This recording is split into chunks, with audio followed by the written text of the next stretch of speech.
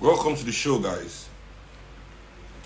This one will be brief. I still owe you guys a remake of yesterday's one.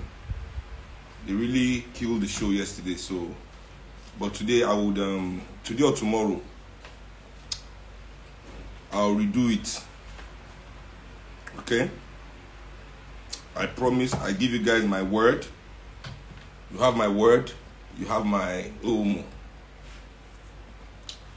So today I've seen that, as usual, your favorite influencers and everybody is complaining about ritual killing in Nigeria. Now this is my problem. Ritual killing. First of all, why do we have to put an adjective, a descriptive noun in front of the verb? Descriptive. You hear me? So descriptive in front of the verb. Ritual killing. Please, I'm sorry. Which killing do you like? Which killing is acceptable? Now, which kind of killing they acceptable? Because I don't understand why it's ritual killing. Everybody say ritual killing, ritual killing.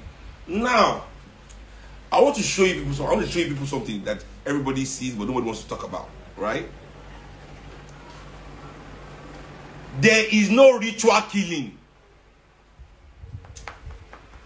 Nobody in Nigeria has evidence that there is ritual killing. Nobody has ever seen money falling down from heaven. Nobody has ever seen anybody calling money and money is falling down. Nobody has ever seen head that is bringing out money. I'm ready for IG today. Again, I hate network here. Again, I hate network. I'm gonna know best. I cannot fix network. I cannot be a technician. I cannot be engineer. I repeat, I have $10,000. Is let me the monitor if you did live. I have $10,000 for anybody in Nigeria that can take me to a head that is vomiting money, or show me where money is falling from sky for somebody. There is no ritual killing. I know this. You know it in your heart of heart. There is no such thing. But now on top of that, we want the holla. Because ritual killing can make poor people have money. It's like when people were looting during NSAS. Not really looting. I won't call it looting. When Nigerians were redistributing the wealth of this country by themselves. When the people decided to redistribute the wealth of Nigeria. Now, so all these same people come outside the holla. What is this looting? It's looting protest. The way Nigerians were complaining about that looting, you would think that Nigerians have not heard of looting before. Nigerians, when they support and praise looters, as soon as poor people do their own, these same Nigerians could not stand looting. They don't understand looting. How can looting on their head a boy? On their head a boy. As if to say, not be looting beyond of them work. Now, I beg, where the evidence of ritual killing? Any of them that don't ever see ritual killing, we bring money, say they are killing. This bullshit. People are committing crimes. They are harvesting people's organs out there in the streets. Stealing kidneys and livers and hearts for rich people in the hospital.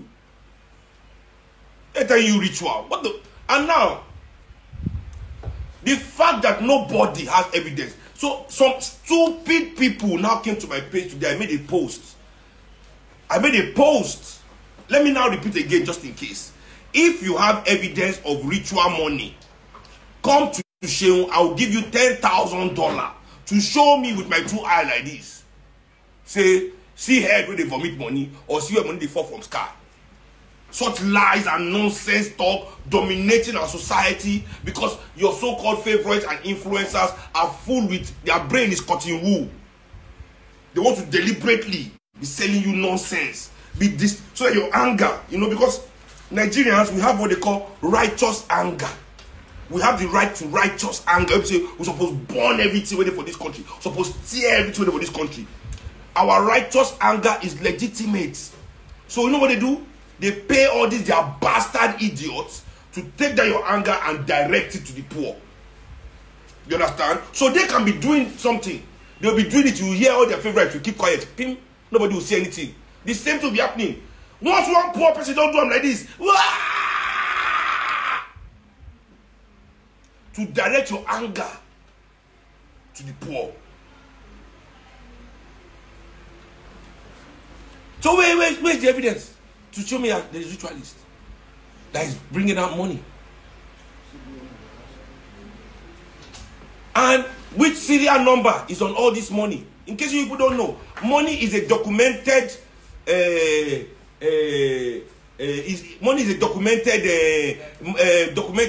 mode of exchange. Every money in this world is accounted for. Any money in this world is accounted for. You can't create money. They'll catch you. They'll catch you. The central bank will know that you are sending money that is not real money around.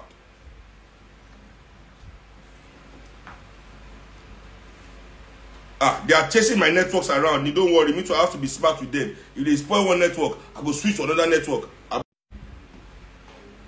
think we are back. I think we are back. So as I tell them that they go. Now, in Nigeria, let's define ritual. What is ritual? What is a ritual? You understand? What is a ritual? What is ritual? Ritual is something. Is how we ritual is the method of something. Method. When something becomes a method, you have a ritual to it. Like you have a method of living, you have a ritual of your existence. So people, they are ritual. You see, every morning when they wake up, they must first brush teeth, they come to their eye.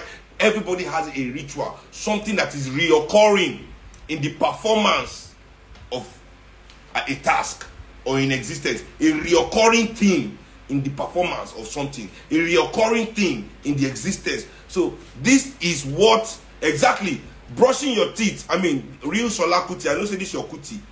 Yeah, I like that name. Let's say you get sense because you have a Kuti in your last name there. Brushing your teeth is a daily ritual. You must wake up and brush your teeth. You know, these kind of things that we do regularly. This is our ritual. Exactly. Another good explanation here. Cassava says ritual is an established way of doing things. Exactly. Now, let's talk about ritual killing. Established way of killing in Nigeria. Let's discuss it. Let us discuss the established way of doing things in Nigeria. The established way of making money. The ritual of making money in Nigeria.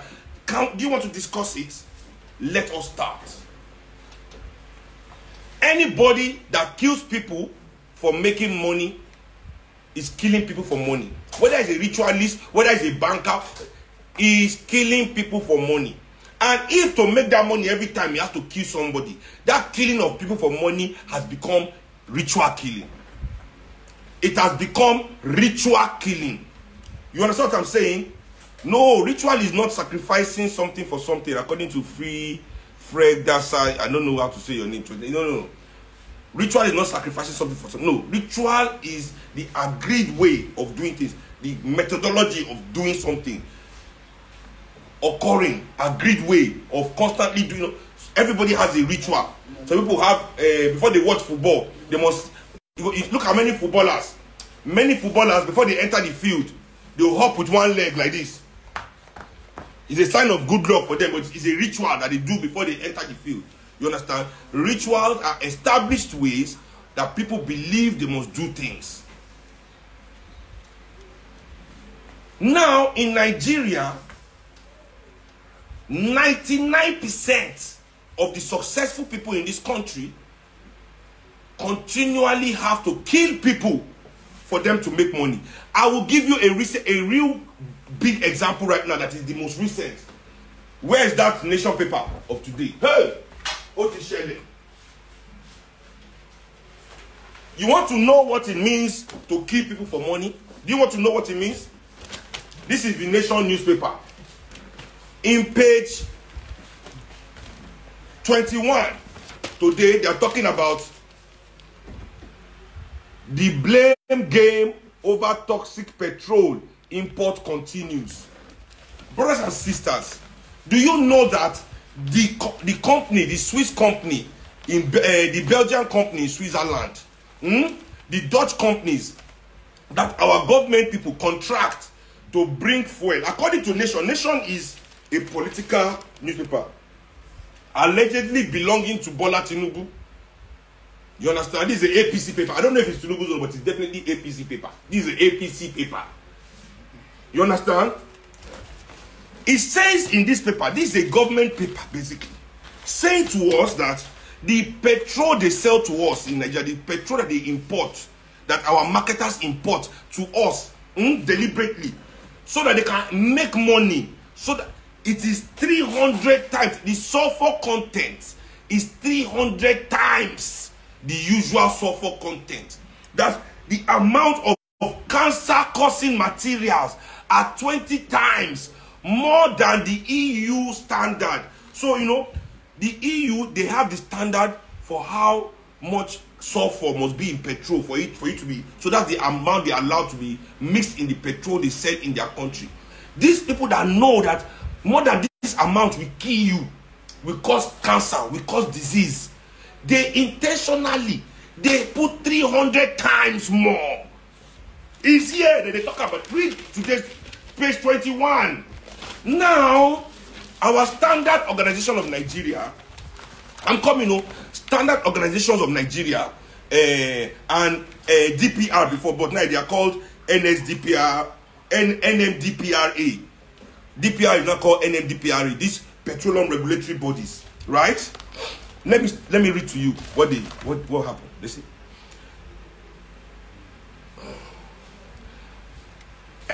While DPR, now NMDPRA, and SON specifications state that petrol must be clear and bright, whereas the appearance of the controversial petrol was clearly hazy. This petrol we're all suffering, you understand? Them say, the standard say the petrol must be clear and white. The petrol that arrived was hazy. Nobody stopped it. Nobody stopped it. Even though they knew this thing will kill people. It might not kill you today, but it is the beginning of your death. How many gone too soon posters do we see everywhere? How many gone too soon posters do we see? This is why we are seeing those posters. Or rather, this is one of the reasons why we are seeing those posters. Let me continue for you. Specification must state clearly that petrol range must be between 07200 and 07800 ml, whereas the imported petrol product has a density of 07865 g per ml, as in Oja scale. Let me even go to more dangerous chemicals. The controversial petrol oxidation, the imported petrol solvent wash gum content is 6.5 milligram per 100 milliliter, whereas some specifies parameters of 4 milligrams per 100 milliliters. So this is what we are going through here.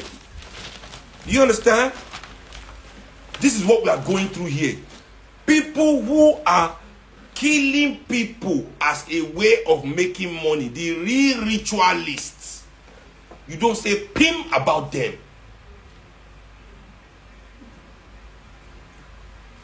The real ritualists of this country, ministers of health, instead of building hospitals. Are we live? Am I still live? I'm live there. Good. Minister of health, who is supposed to build hospital, will carry the money of that hospital and chop it. Millions of people will die because that hospital is not there. Our roads, contractors, private contractors, you don't say only politicians wicked. They go take, come and do road. It could take billions of naira, inflate the road, so the whole contract and the project go spoil. You know, it will be uncompleted. The road will be substandard. People will begin die on top of that road. Yet, the people that are making it will continue to make money. Yes or no? Yes or no?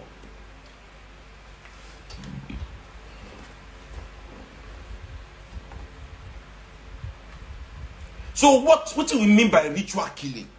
What do we mean by ritual killing? If we are truly against ritual killing in this country, the police shoot people to make, because of 20 naira, 50 naira every day. To make money, for the police to make money, they have to shoot innocent Nigerians. They have to take the life of innocent Nigerians, kill them to make money. True or false? Politicians, look at NURTW. How many people have died in this last month in Lagos? In the clashes of NURTW, so that MC Oluomo and his crew can make money. How many people have been to bed? 4 from 3. Abi? I've never seen it. Nobody has seen it. In this day and age of mobile phones everywhere, nobody has seen it.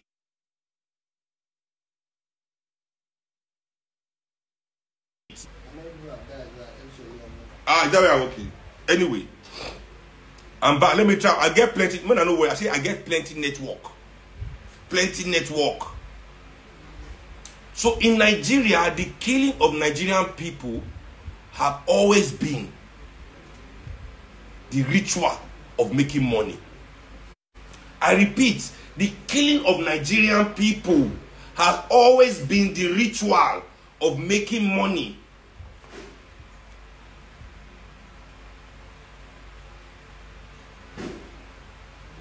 I said for the last 2 weeks, yesterday for people, I said NURTW, they were still fighting themselves, killing themselves, so that MC Oluomo can make money and his crew. How many Nigerians die every week? Should we talk about pharmaceutical companies?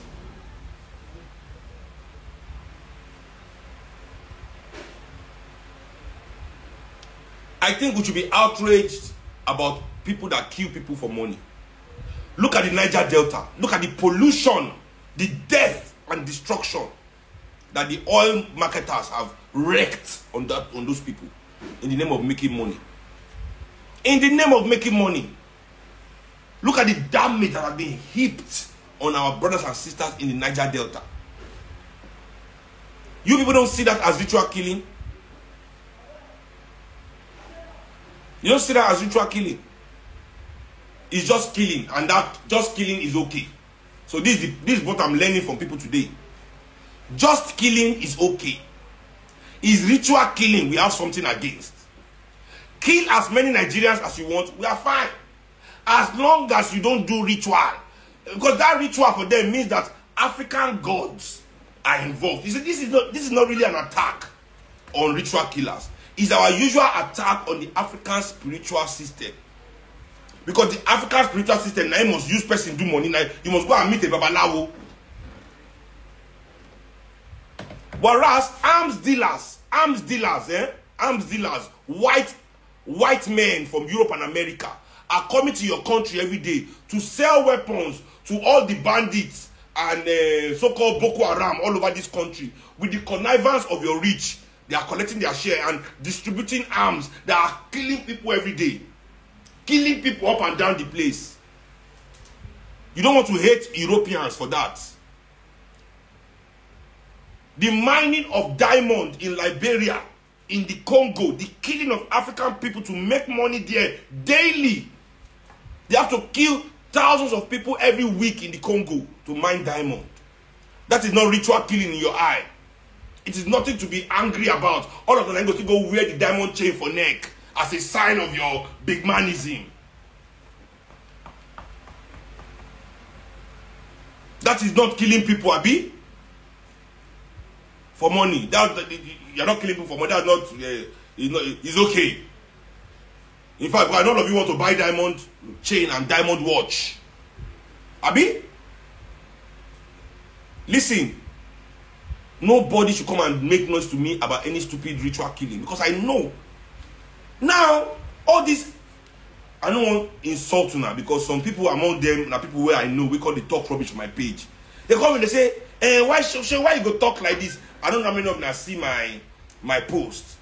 They're crazy. Shey, why they talk like this? You'll be encouraging people to go and do ritual. I'll be encouraging people to go and do ritual. Now me, they encourage people to go and do ritual. So are they trying to tell me now that if I post on my page that please stop doing ritual, Nigerians should stop doing it? I've been preaching about MOP, movement of the people. I've been preaching about organizing. I've been preaching about us moving ourselves forward. How many of them have listened? That one has not encouraged anybody to become political. They are the ones still continuing to distract these young people's minds. Suddenly today, I'm attacking their organs. They are coming to tell me I'm encouraging ritual. Who is listening to me that I want to encourage? Is it you? Who? It's so irritating. Ludicrous statements, senseless statements, baseless statements. Am I the one that will encourage somebody with one post to go and do ritual? Do you think it's one post that will make somebody make up their mind to go and do ritual? To kill somebody for money? I repeat it. Una Oga Dangote in truck, they kill people every week in the process of him making money. People are dying. Left, right, and center, like flies, for Dangote goods to move, so that Dangote can make money. Where were you, all of you, then, during these ritual killings? People are dying. People are killing people for money. That's what you call ritual killing, Abi. People are killing for money. Let's go into it. People killing people in this country for money. Let's go into it.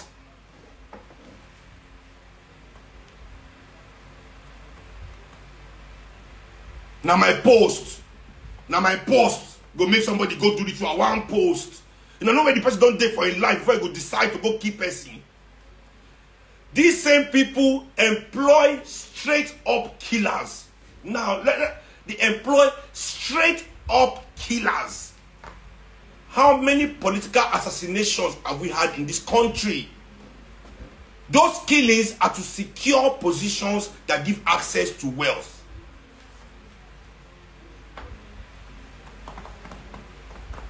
So now me won't cost because of one post. Such disingenuous way to dodge what I was really saying, because what I was really saying is what they're all eating from.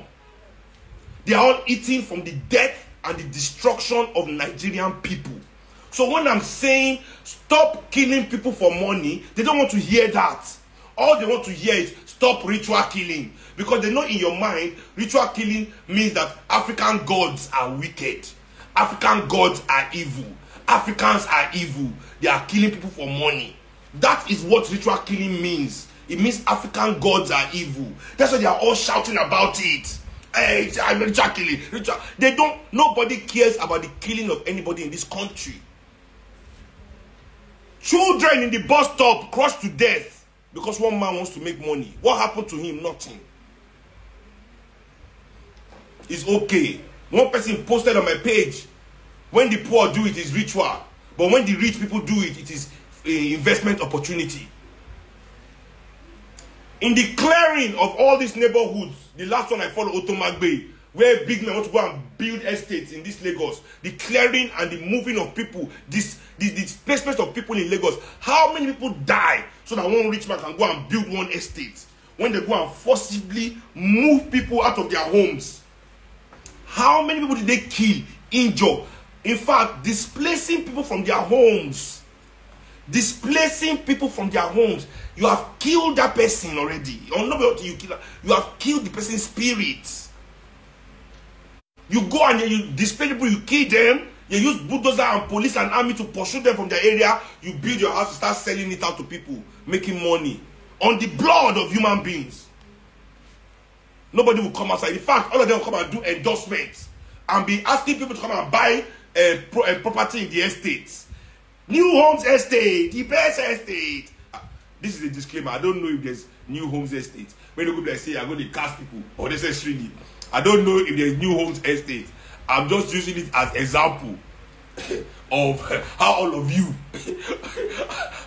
kill people just to make money. How many people tell me the industry in Nigeria that does not come? Is it the Nigerian banks? If I tell you how many people I know when Nigerian bank don't give heart attack, when they die, stroke, stress.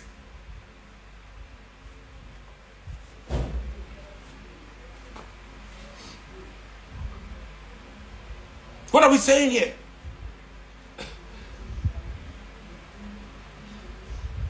But now all of a sudden today, everybody talking rubbish. I say, I always try to jump on the neck of Nigerian youths. Not because they won't open toll gates. They kill how many people for toll gate for protesting?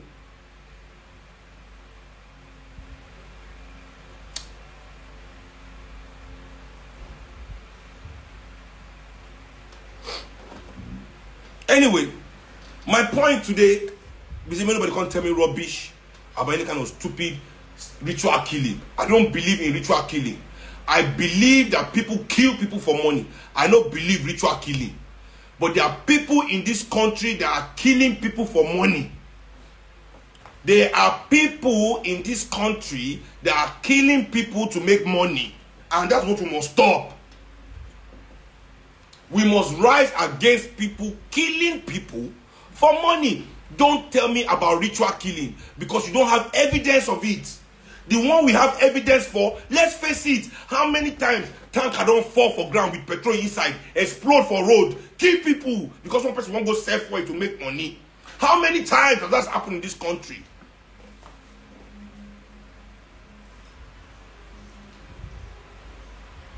Try to come in the kind of substandard trucks full on with petrol truck go, driver don't tire, underpaid and overworked driver, he don't tire, with content go, petrol go pop for road, people go fire everywhere, kill people in the name of making money.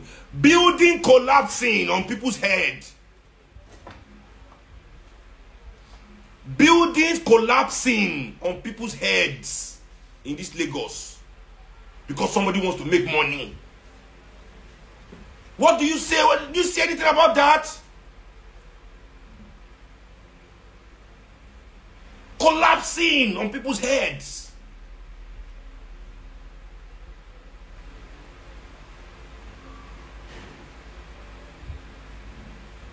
Yesterday, I mean the first day, another 4-story building collapsed for Yaba. 5 people now don't die inside that one. Yeah. All in the name of making money. So I put it to you again. We must decide, what are we doing? We are going to stop people from killing people to make money. Let's start that.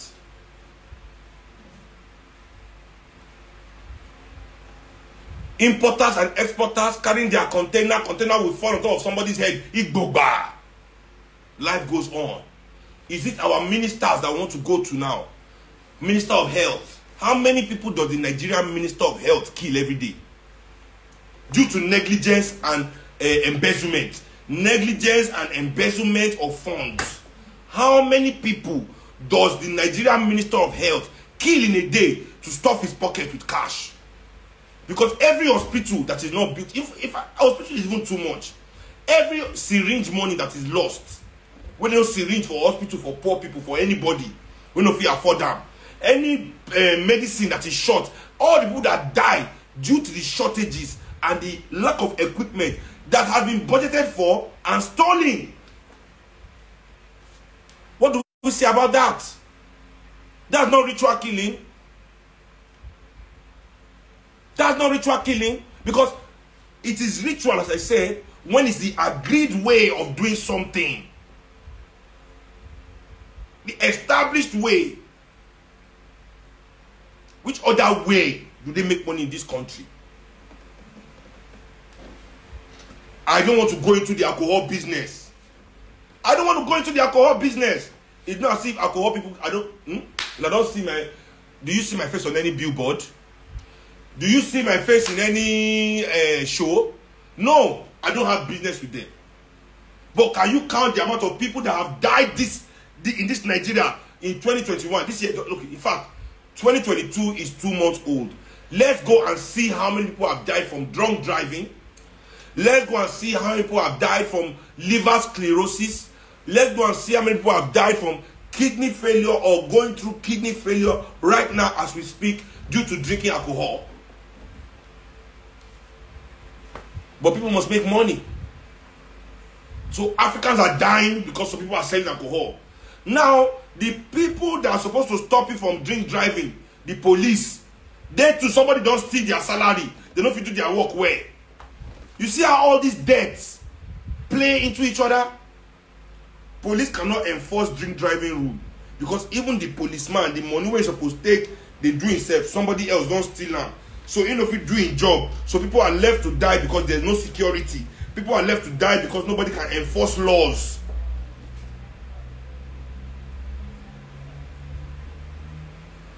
Everything is connected.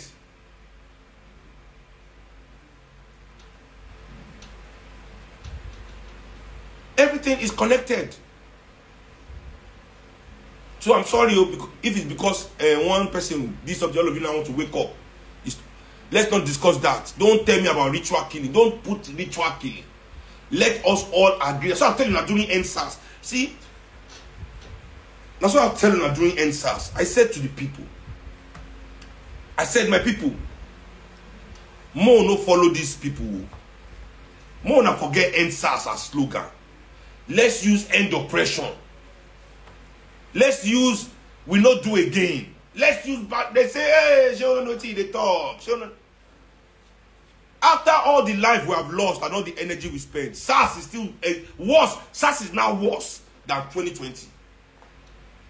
SARS is now worse than 2020.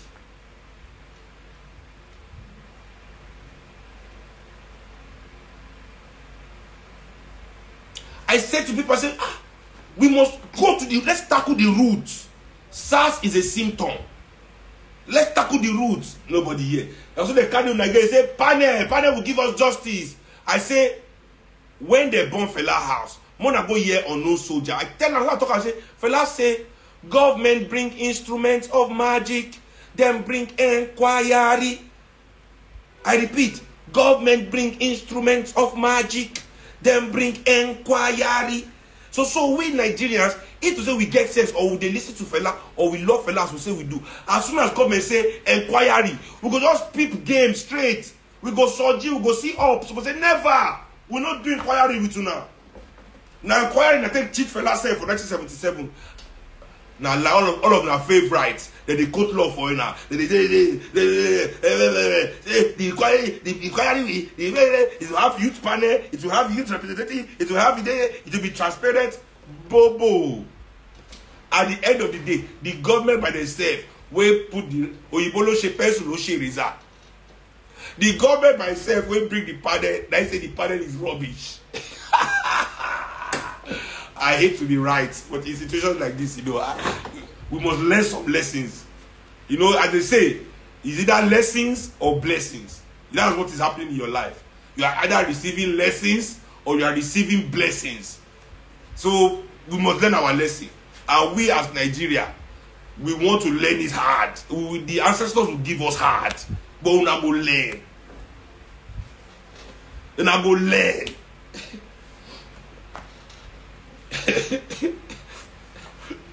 Una go learn with me one by one, whether I like them or not. So now, instead of starting again, stop ritual killing. Hashtag ritual killing must stop. Hashtag stop that rubbish. The hashtag is stop killing people for money. The hashtag we want to see is stop killing people for money. How many people can support that hashtag with their full chest? How many people, how many of your favorites can come out and support it with their full chest? When in many of our music gone, killing people for money is promoted. In all the music you hear, killing people for money is a good thing. If you follow African music today, if you follow hip-hop music, if you follow black music all over the world, if you follow black music all over the world, today, killing people for money is praised. Sell drugs, they can talk, shoot, steal money, I'm robbery, I'm in this, I'm in that. Killing people for money is what you all do already. You are proud of it. You say it in your music. You dance to it in the club. selling drugs to people that are killing people. You think about it, you do anything you like. But then you now come and say stop ritual killing. Is that because you know that ritual killing is the African thing, Abi? You want to make it African. You want to make the killing African. But your own killings, that is 10 times more than this so-called ritual killing that doesn't exist. Ritual killing doesn't exist. This so-called, your own killing is more than the so-called ritual killing that doesn't exist.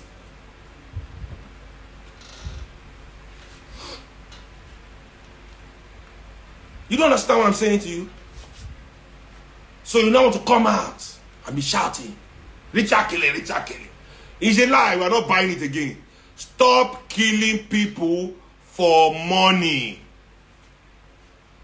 Stop killing people for money. Stop destroying lives for money.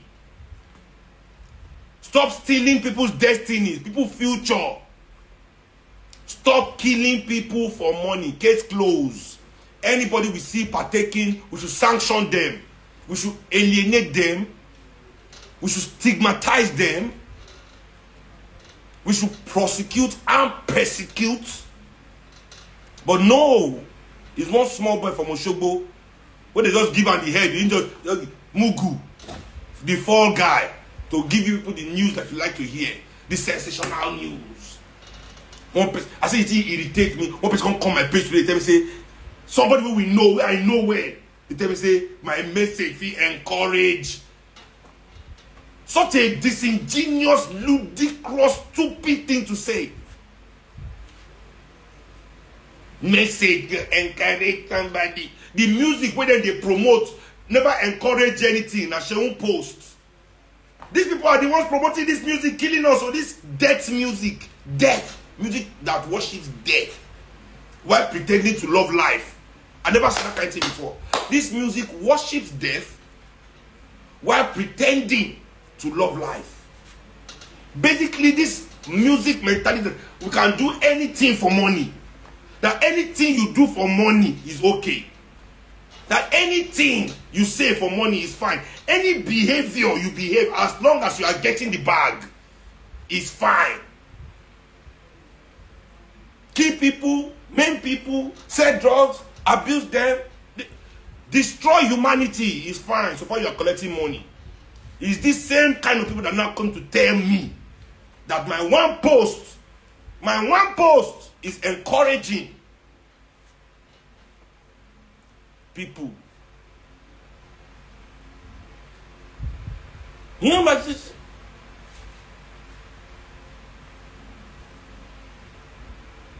I don't have to call them out.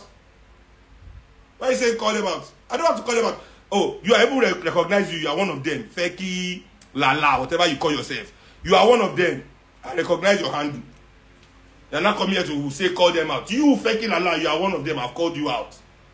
You can go to my page. You can see I put their posts there. I didn't delete it. Go and read their posts. Dumbasses. Stop killing people for money. That's what we want. We don't want to go after just ritual killers. We want to go against all those that are killing us for money. All of them together.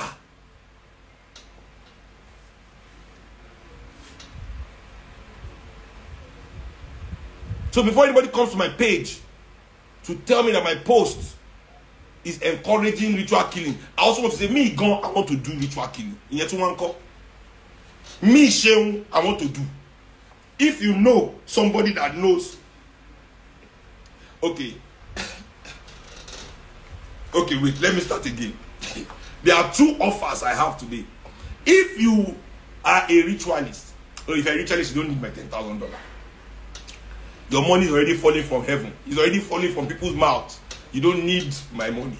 But if you are not a ritualist, but you know a ritualist, and you can introduce me to, for me to just see with my eye this money falling, because I'll be 40 years old next year. Let me repeat, I will be 40 years old next year. My father was the chief priest of the African shrine. Not be Christian and Muslim like now. Babalawo. You see my mama, My mama, before she died, nobody liked juju like my mama. Ah! Nobody liked juju like Fentola. Eh?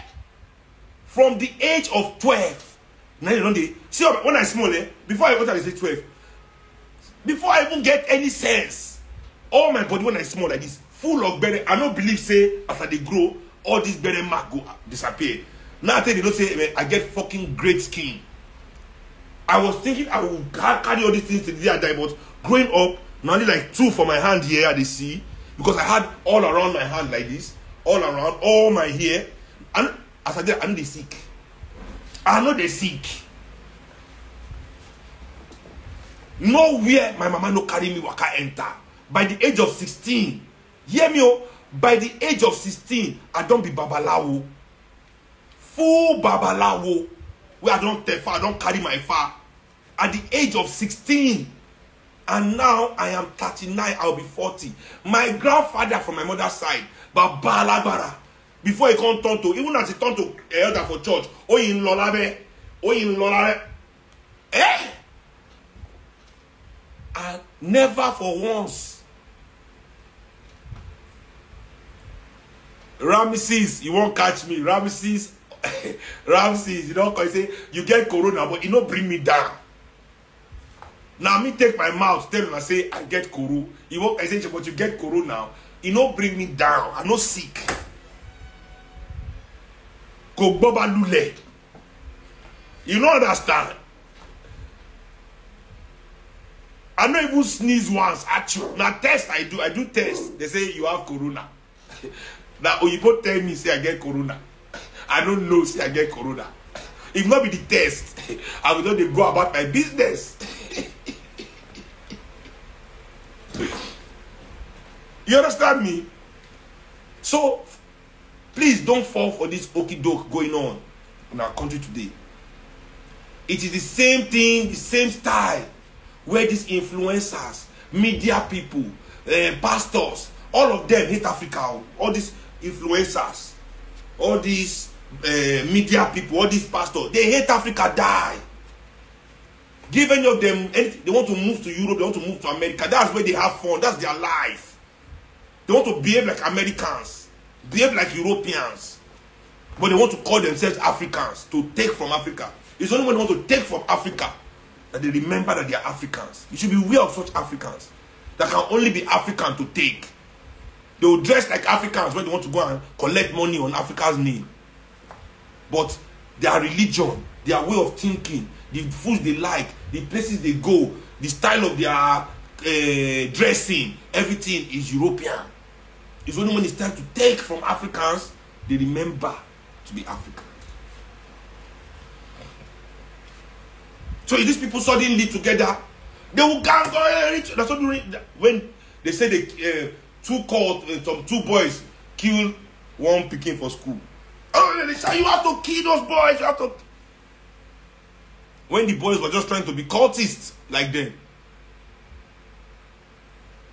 In Nigeria, if you are working in any office in Nigeria and you are a good man, do you know why I knew that cult thing was nonsense?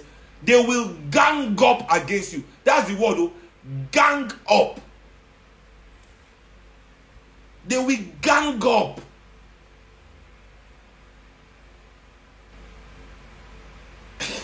You understand? If you try to do it, they will gang up against you. Why is it easy for them to gang up if they are not all cultists? Because they are all already inside.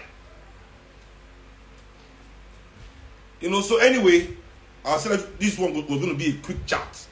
But quick chat done long small. But we have to make the point I wanted to make. We, as African people, we care about the killing of African people for money. Not one style of killing. You understand? Whether in a ritual killing, whether in a political killing. Stop killing people for money. In fact, stop killing people, period. I repeat, in fact, stop killing people, period. Period. So, maybe, not tonight. I get some things to do. But tomorrow, no, tonight I'll do another live where we'll now redo yesterday's live. How to lose everything. I'll try and remember the points I made. Excuse me, and then we can move forward. Africa. It's a beautiful Friday morning. Welcome to the Midday Show and welcome to your favorite show, The People's Perspective, brought to you by Adam and Eve, your #1 luxury homeware store. And remember, Adam and Eve has a lot of exciting things in store for you this Valentine's season. So at least you have some activity, some form of activity, so that your Valentine's Day isn't boring, isn't the regular, everyday, yearly Valentine's Day, because Adam and Eve always has you in mind. My name is Ifunanya, and as always, my unequivocal co-host, Seun Kuti, is in the studio looking fly. Yes, Seun, Sunday beach vibe. Sunday beach vibe. Sunday beach. And in case you want to go, but it's Friday though, you know. You know, I'm trying. Sunday beach vibes. Okay, so it can be any day. But that's the vibe. That's just the vibe. You know, understand? Just relax in the middle of stress and using relaxation to hide stress. You know. But what's stressing you out though? If I've not worked in like 2 years and 2 months now. You know that, right? But Seun, you've worked now. Where's the work? Didn't you go to like South Africa? One show in 2 years. That's waiting now, Seun. That's work. Because I'm doing 90 shows a year. Wow, 90 shows a year. They are telling me about one show in 2 years. Wow. Sorry, don't be angry. Whatever is going on in this world, all of you stop it. All of you stop it. It's stressing me out. So that's what's stressing you out. Yes. But don't worry. No, but yeah, we are done with that. But I'm just the issue now is how to jump back on the horse. Yeah. Yes. To get the ball rolling. Yes, I'm used to my relaxed life. Relaxation. All right, guys, welcome to today's edition of The People's Perspective, brought to you by Adam and Eve. A few stories that we're going to be sharing with you today, starting off with one top story over the week that broke, and this is about the former governor of Imo State, Senator Rocha Sokorocha.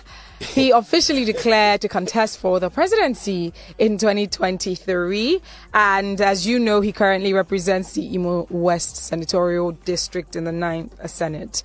And whilst he was declaring his intentions to run for this office of president at the International Conference Center in Abuja on Monday, he, said a few things, particularly touching on uniting Nigerians across ethnic and religious divides. And he's saying that it would be his paramount goal. And it's quite interesting that, whilst this was being said, a couple of hours later, of course, the fact that he declared his intentions for running for presidency, that already made the news. But what blew up that conversation was the EFCC coming out a few hours after to allege that it was to somewhat give information to the people that they've opened up a file against him for embezzlement. And talk the amount. If you talk the amount, you talk the amount. 2.9 billion.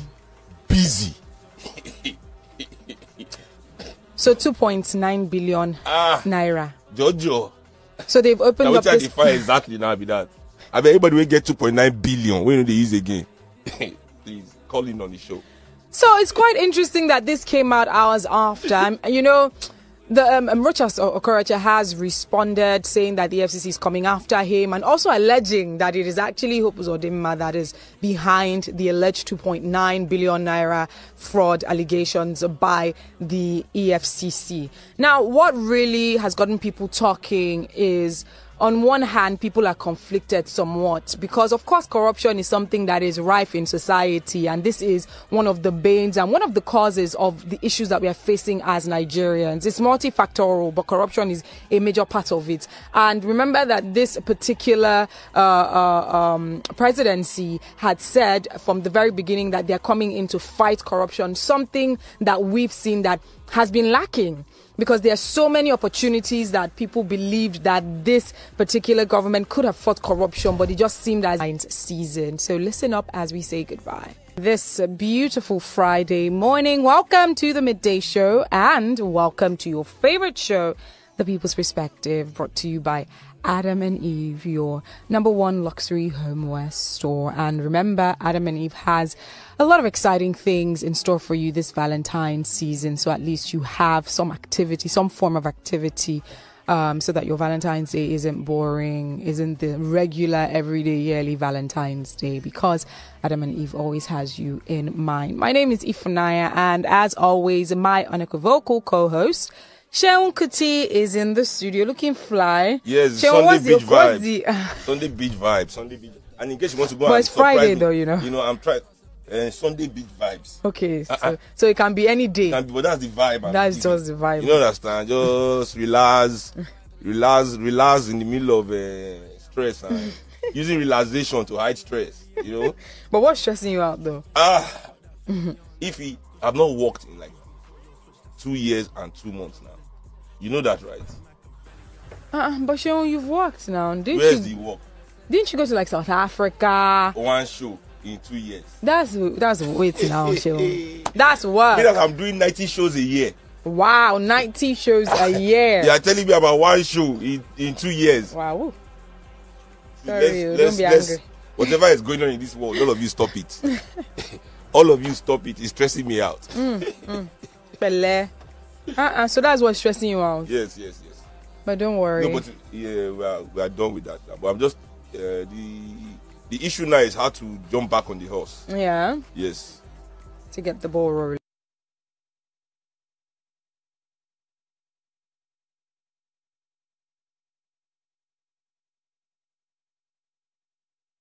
Yes, I'm used to my realized life. Realization. All right, guys, welcome to today's edition of The People's Perspective, brought to you by Adam and Eve. A few stories that we're going to be sharing with you today, starting off with one top story over the week that broke, and this is about the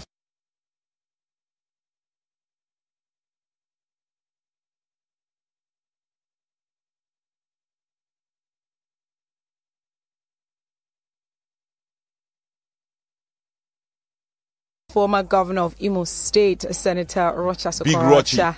He officially declared to contest for the presidency in 2023. And as you know, he currently represents the Imo West Senatorial District in the 9th Senate. And whilst he was declaring his intentions to run for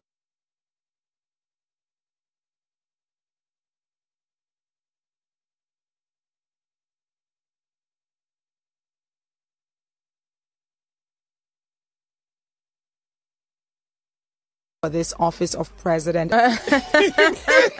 Because he say it remains small, make it complete. So they say me for me, I never have any I don't lose any sleep if any politician in Nigeria is given any case, whether it's guilty or innocent. I repeat, I don't lose sleep if any Nigerian politician is going through it, whether he is guilty or innocent. Because as I'm sitting down here right now, there are hundreds of thousands of Nigerians who have done nothing but leave their house, just go somewhere, picked up by the police, they're in Kirikiri, awaiting trial for what they don't know about. Hundreds of thousands of innocent Nigerians in police cells. Just to touch on that a little bit, because a couple of days back I spoke about, taking a look at some research that was done and actual statistics released about our prison system, which is just very disheartening, saying 7 out of 10 people that are in prison are still awaiting trial. AWT, awaiting trial. 7 out of 10. Listen, many people in jail in Nigeria just go in the court. They will advise you to just plead guilty, whether you've even done it or not. That's and terrible. Take the time they will give you, because you are sure of coming out in 18 months as a first offender than saying not guilty and then the judge, remand to Kirikiri, adjourn the case. Oh my The prosecutor will never come back to court to call your case. If you don't have money, that you have a lawyer, the public defender will never check on you. Nobody cares. They've been awaiting trial 5 years. And the years they've stayed in jail is so much more than what they would have gotten if at all they were guilty for that crime. So when one politician that they will now go and put in one comfortable cell is complaining after he has actually done something. Whether, even what they are catching him for, you know what he has really done? He has actually done something else. We are all from Nigeria. You have not delivered, and you've collected money, and you've not. We all know you don't deliver. You know, you are not like the postman. You are not delivering. You know, the Nigerian Postal Service. You know, anyway, they are getting better. Honestly, somebody sent me something and it came. I was surprised. I won't lie. How long did it take to come? It took a while, but it came. It came. Yeah. You know, so for me, I don't really. These things for me, well, you know, it's your turn to dance. So dance. Okay, so what about Nigerians? You can afford lawyer. What about Nigerians saying that the EFCC is picking and choosing and it seems like a witch hunt? So in as much as the Nigerians are clapping and saying, yes, so finally, at least you're, bringing down the big guns on one of the politicians in times past who they've accused severally of fraud or just not coming through as a public officer or a governor. However, people are then comparing it to the bullion van issue, saying that ever since that happened, nothing has been done and it's not been looked into. So people are conflicted, like I mentioned. So what are your thoughts about them saying, yes, you're doing your job, but why are you picking and choosing? Yeah. And what about the bullion van? I think APC came into power. You have to remember Jonathan's era where nobody at all was prosecuted for anything. So I think APC came into power to use the fact that, at least we are their own defense, at least. Interesting. But my own issue, my own part of that would be to tell Nigerian people that we must understand that there's a clear divide between we, the people, and our politicians and our elite. We cannot suddenly start using their own pain. It is not our business what is going on with them. What is witch hunting? How can you witch hunt a billionaire? He has money to get the best lawyers. You cannot see if Rochas is not guilty, nothing can happen to him. If he has no case to answer, not because all the he will get six sand will sit down and defend this case up to the Supreme Court. Can you afford that? Can't you think of your own issue? The public defender's office is weak. There are no lawyers to defend the people in these offices. But we'll be here saying that they are witch hunting a billionaire. How can you witch hunt a billionaire? It is we the people that are going through a witch hunt by the powerful people of this country. Witch hunting in our pocket, taking all our money. They want to increase fuel. They've increased light. They've increased water. There's nothing they don't increase. We are not talking that is witch hunt. It is when a rich man is going through problem. We say somebody, how can you? If he's innocent, Rochas Okorocha can afford his defense. He can afford his defense. Except they are doing him the Dasuki. And I don't think they are giving him the Dasuki. If anybody is going through witch hunt in Nigeria right now, it's Dasuki. Let's be honest. Almost 6 courts has released him. The government like say no year. So for me that is what is important. I mean, I don't lose any sleep. These people had the power to make Nigeria more just. To make Nigeria a country where laws are more respected. But all of them, when they were in power and had the opportunity, they used the same apparatus the way it's being used today against them. So they are failing. I mean, you had the chance to make Nigeria better. I keep saying this. Yeah. If you have the chance to make Nigeria better, it is impossible for me to now suddenly be feeling bad for you when your mistakes. And this is not even a mistake that is between you and your family or friends. In national, you guys are mortgaging the nation. Then something small now happens to you. Want me to start crying? You know how many children in Imo State were left uneducated while he was there?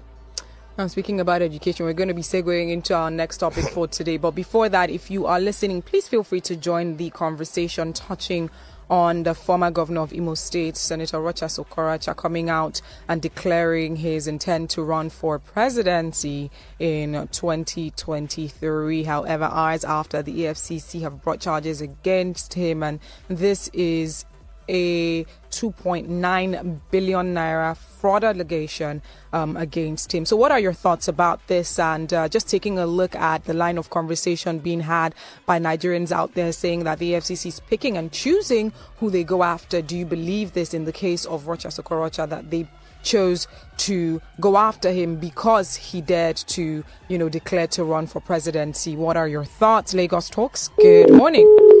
Good morning, Lagos Talks. What's your name? Hello? Good morning. Yeah, morning, ma. What's your name? My name is... Lagos Talks, good morning. What's your name? Good morning, Bola from Ikotu. All right, quickly, let's hear you. Thank you, my brother. Shiumba Onyo.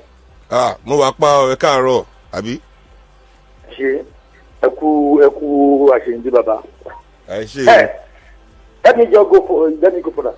Now, this man went to president and said that president should stop the AFCC. You see, look, all politicians, they are the same thing. Let me be honest with you. Now you have allegation around your neck. You run to president to do what? So, okay, if they hang allegation on top of the president, who will you run to? Are we, look, you said something. And somebody has said that we don't believe that all our institutions, they are not working. And this thing has been on these politicians.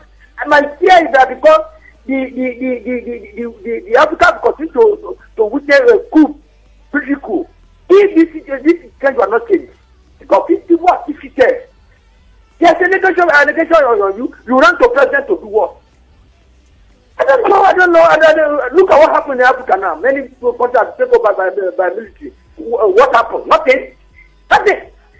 So I think president need to be very careful. They need to be very careful because you cannot be shooting me and be telling me that they shoot you. And nothing I will do. It's getting too much. All right. Lagos Talks, good morning. 0809-234-5913. 0809-222-0913. 01515-0913.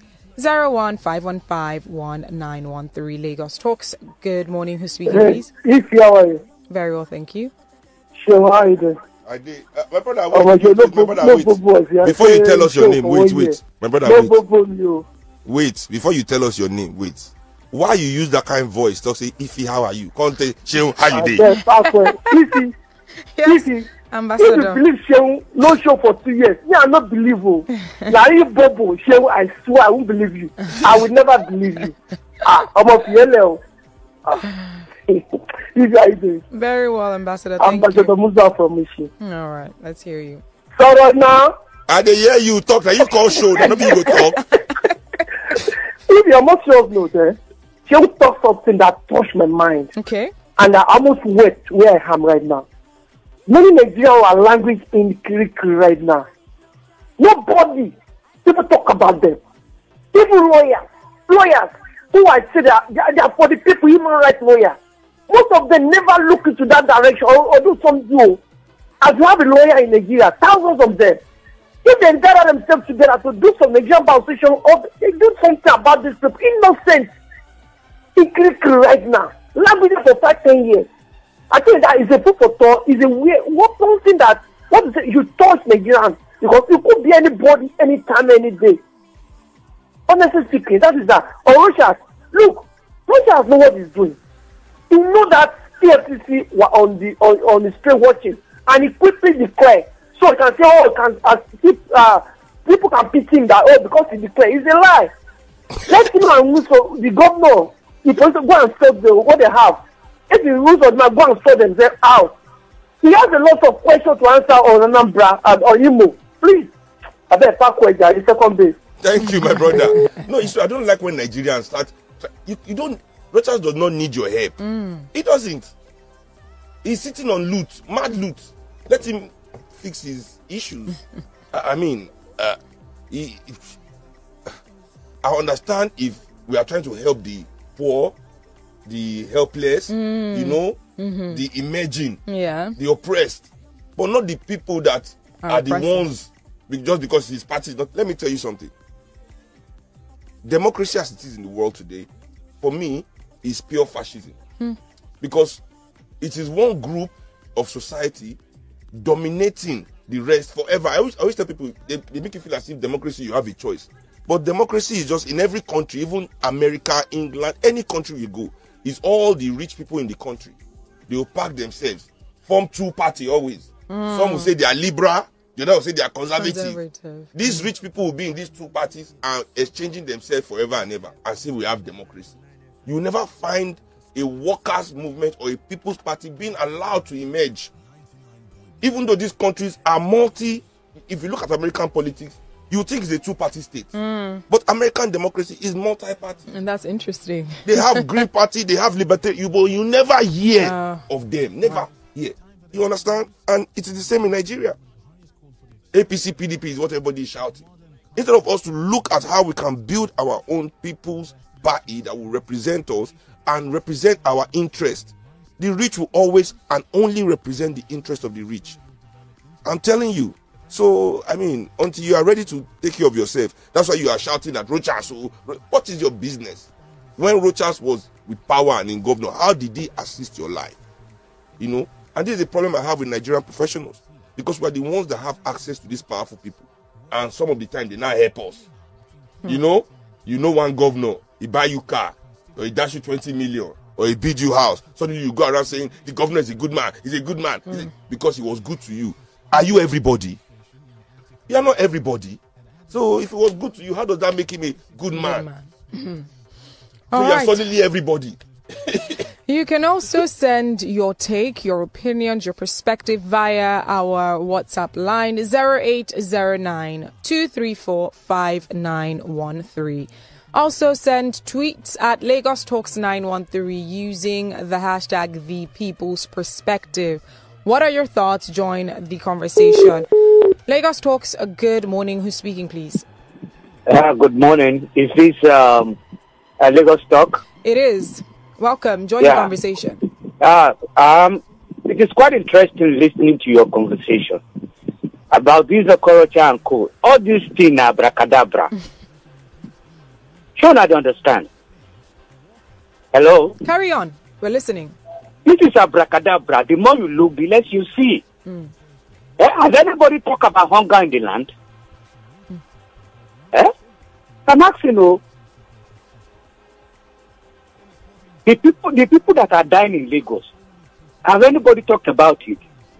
10 SARS, they don't throw them for one corner.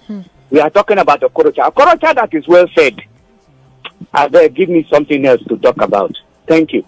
All right, thank you very much. 0809 234 5913. That is our WhatsApp line. Lagos Talks, good morning. What's your name? Morning. Good morning. What's your name, please?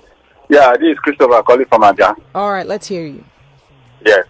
Ogashu, good morning, sir. Good morning, my brother. Yes, sir. With the only I want to come out to say, now the Rocha Okorocha, you say it's not witch hunting. The reason why I would disagree with you that it's witch hunting. Tell me, are you witch hunting rich man? Okay. Teach me. I want to learn. I have some rich people I want to witch hunt. Okay. It's be by picking. It's be by picking. What that means is be by picking. This man, Osade Izeyamu, who was being accused during the governorship election in Edo State, that yes, about 600 and something billion naira water corporation that was being given to him, something like that he did not use it well. At the end of the day, what happened? When he became to APC, what happened? Even the president was celebrating him, which was the president who handled the flag, the party flag to him and say, yes, you are the good candidate of Edo State. So what are we going to say? Okay, look at the FKK now. Bankrori, Mr. Bankrori, who is Bankrori you? What happened? After all done and dusted what he has said about Buhari, at the end of the day, what happened with the aberration money that was raised up? They took him to the president and said, yes, this is your son, forgive him. At the end of the day. So this is it's just all about politics and witch hunting. No. It's about politics. So we all know in Nigeria that politics in Nigeria is favoritism, nepotism. It's not about merit. It's not about what is just or appropriate. We all know this. When PDP was ruling too, this was the same favoritism that ruled the country. So what you are saying is that they are doing what they normally do. I'm saying to you to explain to me why it is witch hunting to go after a rich man that has actually done something. You know, if he was innocent, some innocent man that never did anything, was on his own, did not play the game, did not have any case against him, and then they now decide to go and pick this innocent man and frame him, and I'll say, okay, witch hunting. But Rochas has a case to answer. Let him face his case. It's EFCC that brought case on him. You know, this is an institution that is, and if the case is false, Rochas also has the capacity to sue EFCC. Right? All right, he does indeed. Exactly. So, I mean, I don't understand the witch hunting part. That's what I don't understand. That they are going after him because he's not there. Yes. So maybe it's more of a thing of semantics, because vendetta. Vendetta. So he believes your description of that's just plain old Nigerian politics. But to him, his own description is he's been witch hunted. I think it's more of like semantics. See, I feel he is on the same page, but we're saying it's just the typical Nigerian politics that has always been in existence in Nigeria. But I feel he should have said they have a vendetta against him, because to say it is witch hunting means he's innocent and they are going after him. Now there you go. Because that's what witch hunting connotes, because there are no such thing as witches. So when you label a person a witch and then go after them because you are pinning something on them to go after them for, you understand? All right, it's 11:36. We're going to be taking a very quick break to hear from our sponsors, Adam and Eve, Africa's #1 luxury homeware store. And they deal in all things dining, outdoor, leather, kitchen, electricals, bed and bath, living. If you just visit their website, you would see a potpourri of everything that you can find when you visit the Adam and Eve store that is located at number 8. Isaac John Street, Ikeja, GRA, Lagos. So let's take a listen. You should also visit the store. Visit the store. Trust me. That's Sheun's opinion. Okay? All right, let's listen to Adam and Eve. Like we said, they have something in store for you for this Valentine's Day, which is super exciting. So stick around. On Lagos Talks 91.3. All right, welcome back. It's 11:40. This is the People's Perspective, brought to you by Adam and Eve, Africa's #1 luxury homeware store. My name is Ifnaya. I'm here with Sheun Kuti. We're taking you through some of the top stories this week. Speaking about top stories, let's move on to the next story. The governor of Lagos State, Babajide Sanwo-Olu, recently promised to grant scholarships to 2 girls found running errands during school hours. In a Twitter thread on Thursday, that's just yesterday, Jibril Gawat, who's a senior special assistant to the governor, said that the governor was on his way to an event when he stopped his convoy to speak to the girls. Now, Gawat said the girls, whose names are Suwebat Husseini and Amarachi Chinedu, were on their way to deliver buckets of peeled beans and pepper to a vendor. Now, he said, he delayed that party. He said, and I quote, that akara has been delayed. Governor Jide Sanwo-Olu, on his way to an official function today, momentarily halted his convoy to attend to a disturbing situation. It was a sight of 2 underage girls on an errand for a bean cake vendor during school hours. Time was 11 a.m. The girls were expected to be in school, but both Amarachi Chinedu, who's 9, and Suwebat Husseini, who's 12, were forced to skip school by their parents in order to serve some domestic assistance. The girls were going to deliver buckets of peeled beans and pepper to a grinder when the governor sighted them at Anthony Village, and it was a glance that presented a discomforting image to Mr. Governor, who revved his convoy to stop to find out the reason the girls were not in school. Amarachi's story made the governor shudder throughout the encounter. Her mother is a teacher, but was not allowed to go to school because her parents could not afford the current session's tuition fees. Amarachi would have to miss a school year because of this reason. Suwebat's mother is the bean cake seller for whom the girls were running an errand, and her parents, who are Jigawa State indigenes, relocated to Lagos months back, and Suwebat's 4 male siblings were all in school at the time she was stopped on the road by the governor. But her parents preferred she stayed back home to help with some domestic chores. The decisions taken by girls' parents, the governor said, could rob the little ones of their innocence, their future, and put them at a disadvantage amongst their peers. And the governor stressed that his encounter with the girls left his heart bleeding. Coincidentally, The governor was on his way to formally launch the Social Welfare Integrated Program, SWIP initiative, a partnership between government agencies and the private sector to standardize welfare administration for the vulnerable children, elders, and those suffering mental disorders. When he saw the two girls roaming at school hours, salvaging the situation, Sanwo-Olu at the scene told the girls that he will personally take up the responsibility for their education and upbringing, promising to enroll them in school to continue their education. Now, Shehu, this, of course, listening to this story, it's very touching and it's very heartfelt. But Nigerians, particularly Lagosians, seeing this story, one thing that resonates is there are thousands, if not millions, of Amarachis and Suebats in Lagos who cannot afford to go to school because they have to help their parents out so that they would be able to at least get some money to feed. We know that this is something that has been in existence for a while. It's a very debatable area because it's like we then have to be juxtaposing, is this child labor versus is this a family just trying to survive given the current state, the poor economic state, especially in Lagos. And with the governor doing something so heartfelt, but to Nigerians, it left a very sour taste in their mouths. So what are your thoughts about this, especially right now that during the week I broke a story about some boys in Edo State who were found roaming the streets, and then they knocked at someone's door saying that they came there to come and learn how to hustle. And when the person probed them further, the person now found out that they thought that that was a place where they could learn how to do yahoo, right? And we started talking about the moral decadence and talking about the children that we are raising, the crop of children that we are raising today, who are supposed to be leaders for tomorrow. So let's just touch on all of this, starting with the governor, seeing these two girls, stopping his convoy and saying he's going to, pay for their scholarship to go to school. Well, let me give you a scenario, right? So if you watch any Nollywood film in Nigeria, it is the storyline that you are suffering in your life. It is either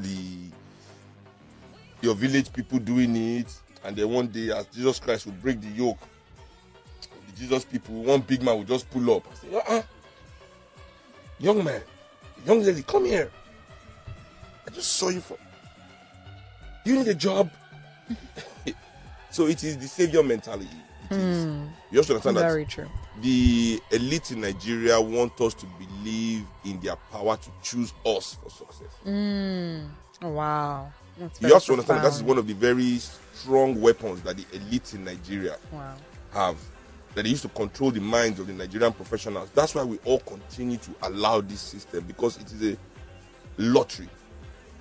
And we all feel special that I can win this lottery. One day, one governor, one billionaire, one rich man will see me and give me a contract, see me and pull me close, send me errands to make me rich. Yes. Because everybody is an errand boy. Go and build house. Go and do this contract. Go and sign that paper. Go and do this project. It's errands. In Africa, success is given. You understand? Success is given. Nobody is only very few people are truly, really making something of themselves. There's a paternalistic approach to how people are made successful here. I mean, you hear the success story of most people. It is all about somebody's largesse. It's all about somebody's largesse. It is not really, it has never really been about how hard or how talented people are. That's why if you look at the richest people in Nigeria, they are quite talentless.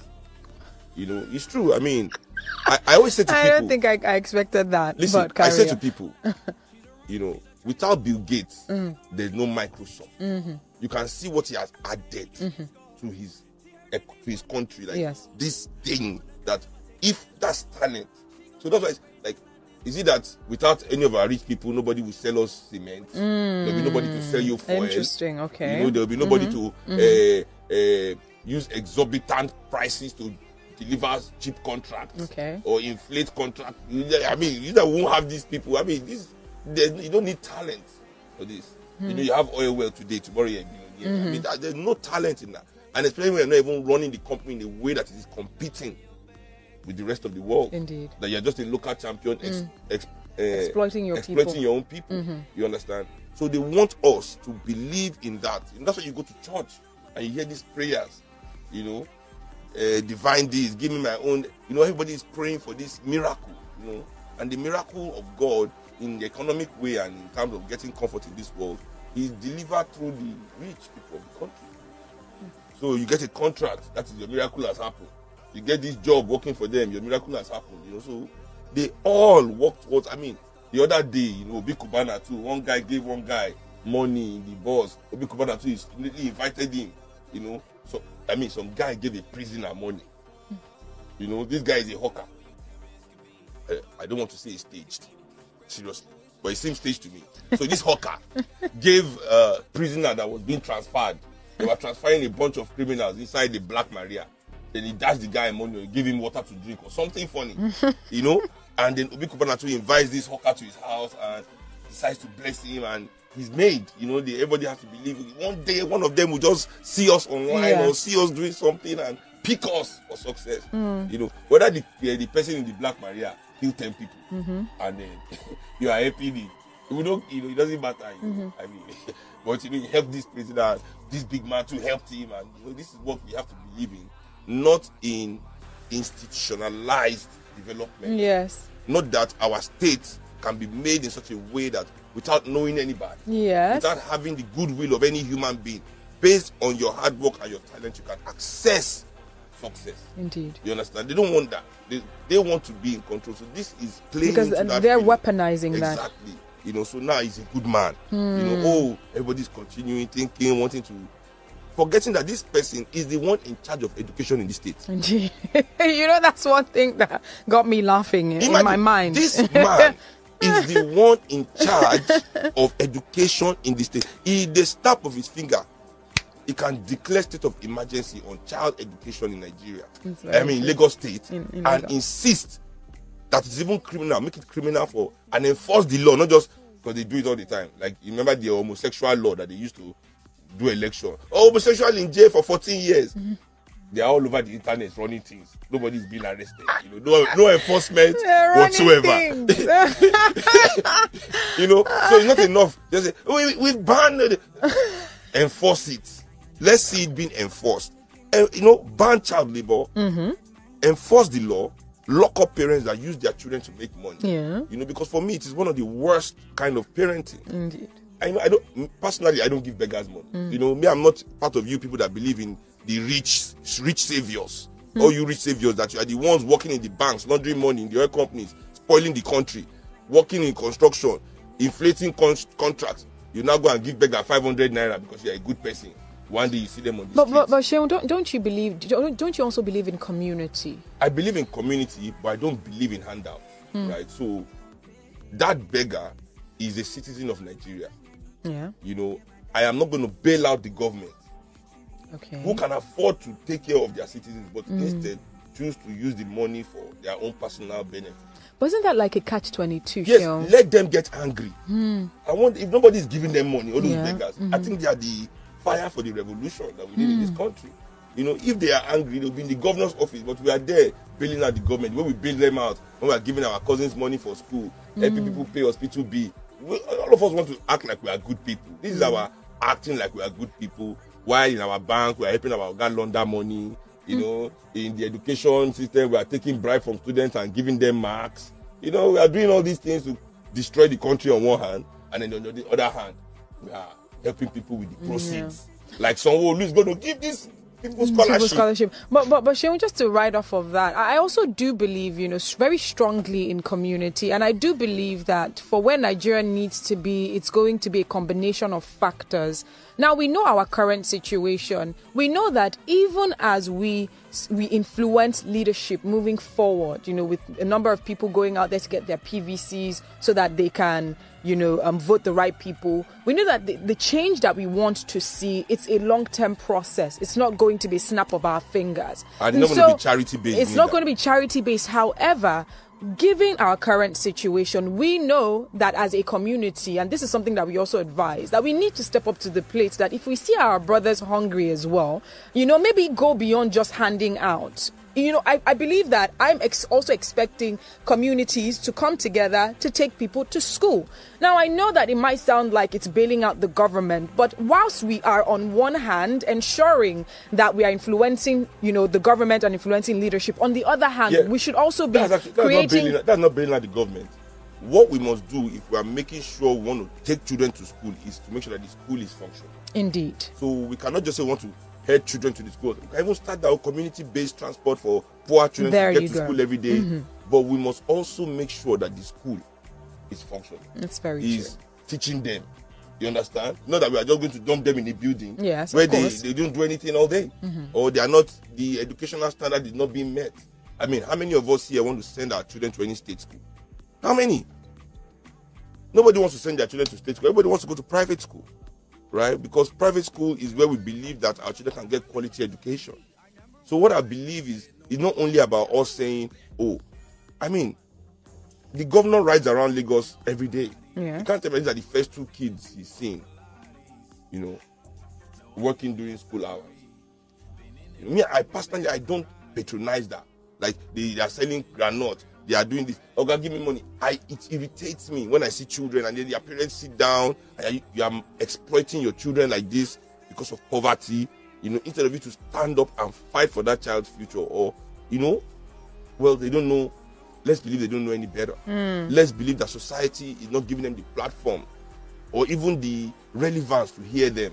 Because in Africa also, the rich people in Africa are so bad that poor people have to act rich before we think that they are human beings. Wow. If you cannot even afford to act rich, you are not a human being. I mean, you are not even in the conversation. So maybe that our inability to hear the poor also stops them from, taking that stance. But at the same time, I feel there's so many steps before you start exploiting your child, and exposing them to, this shouldn't be crossing traffic, trying to chase money, selling pure water, But the state can afford to, put these children in school, feed them in school, and also put their parents on welfare. Yeah. You cannot expect a child to even learn if he's coming from the slum to school. It is impossible. I tell people, the building of that school, is linked to the quality of the child's home. Indeed. How can a child that is living in a traumatic neighborhood where there's violence, gang warfare, police brutality, no light, no water, hunger, all these things in this child's community, but then you want to put the child in school? How would that child learn? I think I expected better from the governor, especially how very sensitive his tenure has been so far, with all the things that have happened. But putting out pictures such as this and an epistle on social media, it just shows, or it seems to a large extent, that he's, maybe leveraging off of sentiments as opposed to attacking what the issues are. What I would have expected that he did wasn't to just single out the Amarachi and the Suebats. I would expect that through that he will come out to make a statement about education in general. That's right? What we're expecting. Because how then do you expect the others who have their children at home doing nothing? What are they expected to do? Hope that one day the governor will see them on the road or come to their houses? I'm very disappointed in this showcase, pretty much, also, that is on social media. Also, let us speak the truth. We as the professionals of Nigeria, how many of you are owing your child's school fees right now? Many of you are owing now. Is your relationship with the school that is allowing your child to go to school? Wow. Many of you are borrowing money now to pay school fees. It should be so. We are living in Lagos State. When my parents were growing up, they used to talk about how wonderful the public education was. Many of the rich people in Nigeria today went through public education from primary to university without paying a dime. You understand? This was the quality of education we had in the pop. Why can't we bring that back? You understand? Why do we Nigerians have to live under the pressure of school fees? It's pressure. The governor doesn't even understand that even many of the children in school, their parents are borrowing money to keep them there? Well, Amarachi and Suebat, you are lucky. You have to say, they are lucky. As I said, this is the miracle we are all praying for. For miracle to be picking one of us out of our situation. No, it's true. If that is what we are waiting for, let's be waiting for one more person to be picked up. That's quite appalling. Because what we need is institutions that we can all access. Yeah. That gives us equal, and that's why we put you people in power to create the policies that will make these institutions function for us. But obviously, this is not the plan. We must continue this myth in Nigeria, because politicians in Nigeria are more interested in their personal image than the image of the administration. So the administration's image in Lagos State is still the same. Everybody, when you think of the administration, oh, Lagos State, it's federal government, but then the politicians, instead of using PR and policy to develop the state, it is themselves. So this is him developing Sanwo-Olu's image as a good man. He doesn't care whether we see the state education as good, but he cares that he is a good man. While we, in the back of our minds, still don't want to send our children to public education. This is not the image of public education that should be laundered by developing it. So we all know that, these public schools are getting better. They are competing with these private schools. And many of us can even be brave enough to remove our children. Because how will the poor and rich mix in Nigeria? Where will that camaraderie that we need to make Nigeria? Because this is what happened before. You go to school and this is where everybody meets. You go to England, America, that's where everybody meets. Yeah. To create new networks. But here we are all segregated. All rich children go to their rich private school. All poor children go to their poor public school. And we keep society in that same imbalance. Yeah. All right, it's 11:59. We wrap this up right here, right now. A big thank you to our sponsors, Adam and Eve, Africa's #1 homeware luxury store. And Seun, it's goodbye from your end as well. Before saying goodbye, any words? Yeah, as I say, Lagos drivers, I beg, make sure that they give themselves road. Take it easy as you drive around this town this weekend. We need you here next week, listening to the TPP and giving us your love and support. Big Bird Kuti on Instagram, Seun Club Kuti on Facebook, and Attrition Kuti on our newly relaunched Twitter. I like that. We are back. All right, guys, reach out to me on Instagram at Ify_I. That is IFY_I. And follow Lagos Talks at Lagos Talks 913 across all social media platforms. Remember, The People's Perspective, your favorite show, is brought to you by Africa's #1 luxury homeware store, Adam and Eve, that has something very special for you this Valentine's season. So listen up as we say goodbye. We are Lagos Talks 91.3. Let's talk. And also, before the lines start blowing up, I know they will soon, we should remember the building that collapsed. These are the kind of things we should see. This common thread in the behavior of those that are the masters of our society. Their buildings can collapse, they walk away, nothing will happen, no kind of justice, no, even though the so-called owner, but he's not the only one involved in that project. He must have investors, everybody must be called to account, but nobody is ever broke. I did a live on my podcast show, Big Bird's Eye View, so I was talking about how people will say, Nigerians get the government that they deserve, Nigerian people are like their government, and I was telling people that Nigerians we are nothing like our elites. Our elites put us in a situation where we have to behave like we are them. For example, me and you have a issue.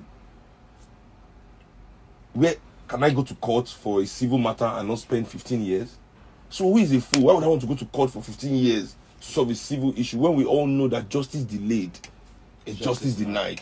You understand? So people who want to cut corners, take matters into their own hands, we are forced, absolutely forced to be like this, And this is one of you will go and buy fuel. And the person that's supposed to ensure that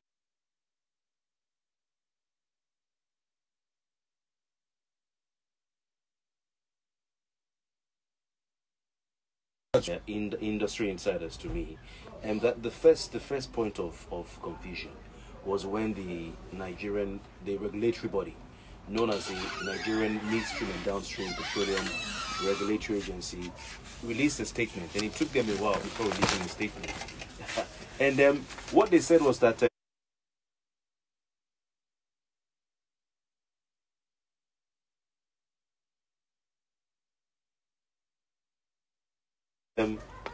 limited quantity of petrol was contaminated or adulterated. And then they went on to say that methanol is a regular additive and is usually blended in acceptable quantity. So the person pointed out, he said to me, this is not true, that they're lying. You can see, look at the statement. The first one is limited quantity, but it wasn't limited. 371. So are these guys taking us for a ride? You know, I mean, of course, if Nigerians, you know, the Senate right now has been doing the longest investigation, I think, that I've heard of. Oh. They are investigating if Nigerians truly use 60 million liters of petrol a day. Or more. You know, so we don't even know how many. So, but the question is, you know, if you buy full tank today, will you buy full tank tomorrow? So where is this 60 million liters? If I buy fuel today now, I won't at least buy fuel for the next 3 days or 4 days. If I'm moving up and down, you can ask my wife. One full tank in Sheun's car is 1 month. That's how little I go about. You know, I don't really go out a lot. So if I fill my tank now, I feel use that for 1 month. You understand? And I'm sure there are many people in Nigeria like me. You know, so all these lies that they used to. Because this is state capture, you know, when you've captured the state, when a group of people have captured the state, like the elites of Nigeria have, they can give themselves big payouts. You know, it is basically a largesse for the oil sector. And let's not blame the oil sector alone. The banking sector, they have their own largesse. When you hear of AMCON, what is AMCON in Nigeria? Asset management of whose assets are we managing? Asset management, Corporation of Nigeria. For where now? Because they gave rich people, banks were distributing money to all the rich without collateral that we have to pay for. Sky Bank is the latest one that just now closed down, turned to Polaris, right? They were the latest one to go down. And even the government they were trying their best to save the bank. The public money. Yes, so to save the bank's board now. You understand? They gave the bank, was it in 2018? Was it 200 billion or 2019? So Sky Bank? Yeah, to Sky Bank. You know, when they asked the CBN governor, said they had to do that to protect the depositors' funds. I looked at him, but no journalist there was intelligent enough to ask him. Because that's the word I have to use. Because I know that they are intelligent enough.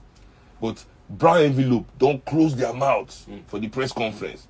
So let me now use that they are not intelligent, because you can't ask such a question. He said they are using it to protect depositors' money. So I had to ask, depositor and taxpayer, are they different?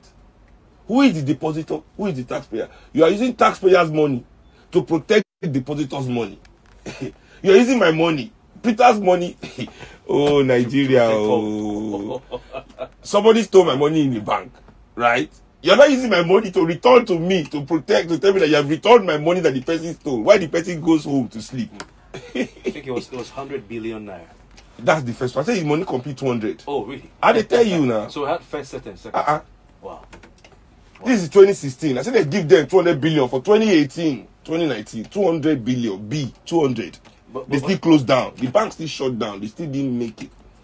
There's something the CBN said at that time, that such a bank is too big to fail. Maybe it has failed now. What has happened? Did you lose sleep? What we say such things? I mean, growing up, when I was growing up and they were selling capitalism to us as African people, they told us that capitalism rewards the best. If you work hard, you make it. If you don't, you fail. There was not a principle in capitalism that was, well, there are now some people that are too big to fail. It's a lie. Capitalism is only supposed to reward you when you are doing your best. So survival of the fittest. Exactly. So how come some people are failing, but they are not getting the effects of capitalism? Suddenly they become socialists.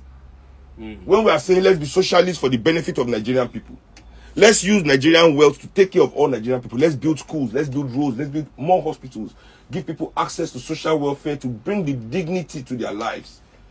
Everybody will start laughing. Even the poor people you are trying to tell, because they are listening to the narrative of the rich. They will protect. They say, hey, no, I beg. You know, another lie but as soon as, you know, is the rich turn to experience some capitalism now, they suddenly jump into all over the world. America, when you hear the same thing, too big to fail, That's socialism. When you start using public funds to Like it happened between subsidize George existence. Bush and Obama when Wall Street was failing. After they took people's money. That's what I'm saying. Suddenly they all embrace socialism immediately, but only for the rich. It is the rich that must not lose their dignity, because when they lose all their money, they will become poor. They will be walking on the street. You'll now be seeing this big man that was a big man yesterday. You affect his dignity. Their dignity must be secured. It is the people that must live without dignity, that must live without self-respect, that must go from hand to mouth. People will be talking about how Africans are living like animals. I'll be laughing. I'll say, stop insulting animals. Because you see, animals know when their next meal is coming. Oh my God. Animals have shelter. You're preaching, man. No, I'm telling you. You want to compare your lifestyle to the lifestyle of a lion that can go anywhere it likes, roaming about, nobody can stop him.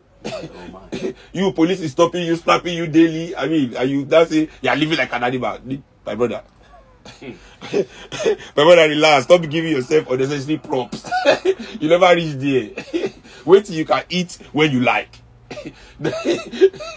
Like a lion. You understand?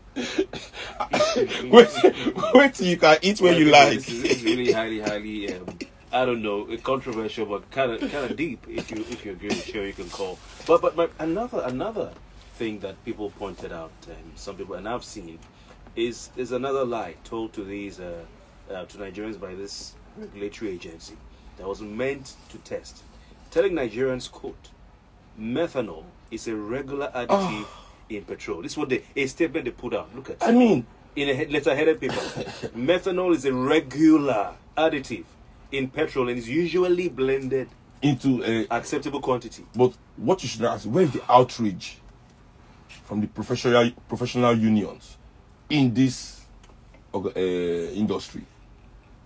Where's the outrage? Is such a blatant lie being told about their practice? You understand? Such a misleading and misdirecting lie. If it is, but as it is right now, how can Nigerian people even know? That's why I keep saying that there's no way Nigeria can be the way it is without the active connivance of the professional / private sector. I'm sure they know. Exactly. Like these guys, I think because everybody is also involved to a certain extent, and they're also beneficiaries to some certain extent. Nobody wants to say anything. They push it back to the people. That is the reason why, we are where we are. There's nobody aligning with the people. You understand? We are ruled by our oppressors. Then we that have come from the people, we the professionals that have come from the people to get some access, get some comfort within the system, we get there, and instead of aligning with the people, we align with the oppressor so that he can send us to build estates. You understand? Send us to construct road. Send us to deliver something. I agree with you, brother, because whichever way it goes, even if you look at the IPMAN or the MOMAN, the Major Oil Marketers Association, right? These are the guys who get this thing to sell to the public, or the independent. Somehow the government will still give them a payoff, or replace it for them, or the burden will still be pushed back to the people. Of course, I mean, what is subsidy called in Nigeria? I mean, first of all, why is the Nigerian government trying to tell us that they are too busy to import petrol by themselves? If it is not a way to, as I said, distribute wealth to a certain class. Because this thing is wealth accumulation by a certain class. Everything that is Nigerian is privatized to the hands of few people who now use it as private. Because they forget that when national institutions or our commonwealth or resources are privatized, is more like you are a guardian of it. You're supposed to use it. Yes, I'm not saying don't make money. Make money for yourself. Yes, get paid, but it's supposed to be linked to the development of the nation. But what we find is that these people, corner our resources, corner our institutions, and use it only for their own personal benefit. I mean, why would Nigerians still be importing petrol if it is not the fact that some people make money from it? Where is the pride in these billionaires that are in this sector? I mean, you sit down with your friends all over the world and you're telling them that you're importing petrol into your own country, although you're a big wig in this game, you're a big player in this game. Your competitors internationally are running refineries, hundreds of them, all over the world. Don't forget that. No, we act like this is our game, this capitalist, globalist game we are playing. We're just supposed to sit there in Africa and be exploited. This is due to the weakness of the Nigerian elites. They are weak. They should be in the world, exploiting the world too. You know, this thing you're saying, is exactly what a report I read that was authored in 2016 by a Swiss corporate watchdog called Public Eye. They put out a report, if I send it to you, really you'll cry. That these Swiss, they're looking at Swiss firms. There are others like Russians and, you know, but the Swiss guys are the ones they looked at. They mentioned 5 big ones. Out of those 5, 4 are part of those who are given this direct sales, direct purchase oil contract to basically take Nigeria's crude and then give us petrol in return. And they have had a history of mixing the petrol with things like ethanol. If you test, you see methanol, or other dangerous stuff. If you test, you see lead that is dangerous to human health, or you see sulfur that is dangerous to human health. And what about the environment? I mean, methanol in anything is being cut down, is being banned in the world because of its adverse. Yeah, it's one of the most toxic gases. Yeah. So my brother, it's crazy. Methane, you know, methanol comes out. The waste is methane, and methane is one of the most toxic gases. You know. So that report said that Africans are suffering health-wise, cancer, respiratory diseases, you know, lung diseases, and co because of what these guys do. So what the study found was that when they buy this thing from Amsterdam, Rotterdam, or Antwerp, you know, they on the high sea, when they buy it, they get a certificate. They certify it as good quality. On the high sea, they mix it in the tanker with all the sulfuric things to increase the quantity. Quantity, thank you. Yes, it's true now. But when they get here, they tip our guys. They pay huge money.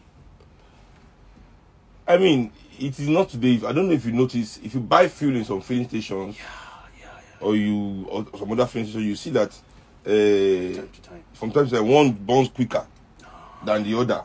You know, the smell you can also tell and things like that. So, and it's not today. I remember even under Abacha one time, we had to shut down the whole Nigeria because there was one smelly petrol going on all over the place. It has happened a few times under Abacha, under Obasanjo. But I had smelly petrol and because this report said, they mentioned Abacha. It said that these guys, their history in Nigeria goes back to. It's Abacha that started the game. I mean, IBB drew up the blueprint, but he didn't have time to execute. IBB, it was Abacha that executed. That's when they started petrol subsidy. You know, I remember growing up buying petrol. Me and my dad, was maybe 25 kobo a liter or something incredible. Then the first jump when they started this, their whole went to 11 naira. Was it SAP? Yes, structural. It went to 11 naira. The whole of Nigeria lost their mind. You know. Anyway, we are still in the battle, and we must find a way to deliver. I think is our line. Yeah. Okay, we'll have a calls coming through 0091. We missed a few just now because we are gisting. But please call back. Call back, please. Call back. Join our gist. Yeah. If he doesn't come, we may just stretch. 08091913913 08092220913. We have our first call on the line. Good morning to you. Good morning. This is David. All right. Good morning, sir. Good morning, sir. Good morning, David. Where are you calling from, my brother? Brother.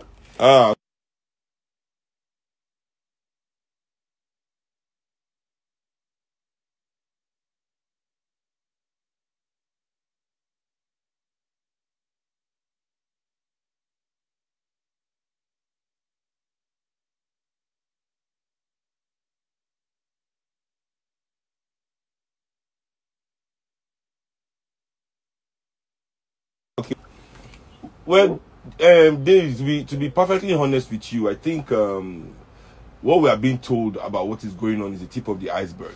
You know, honestly, Yoruba people have an adage. We will say, Aje kele ni omo kulano. I mean, Aje kele ni omo kulola. That the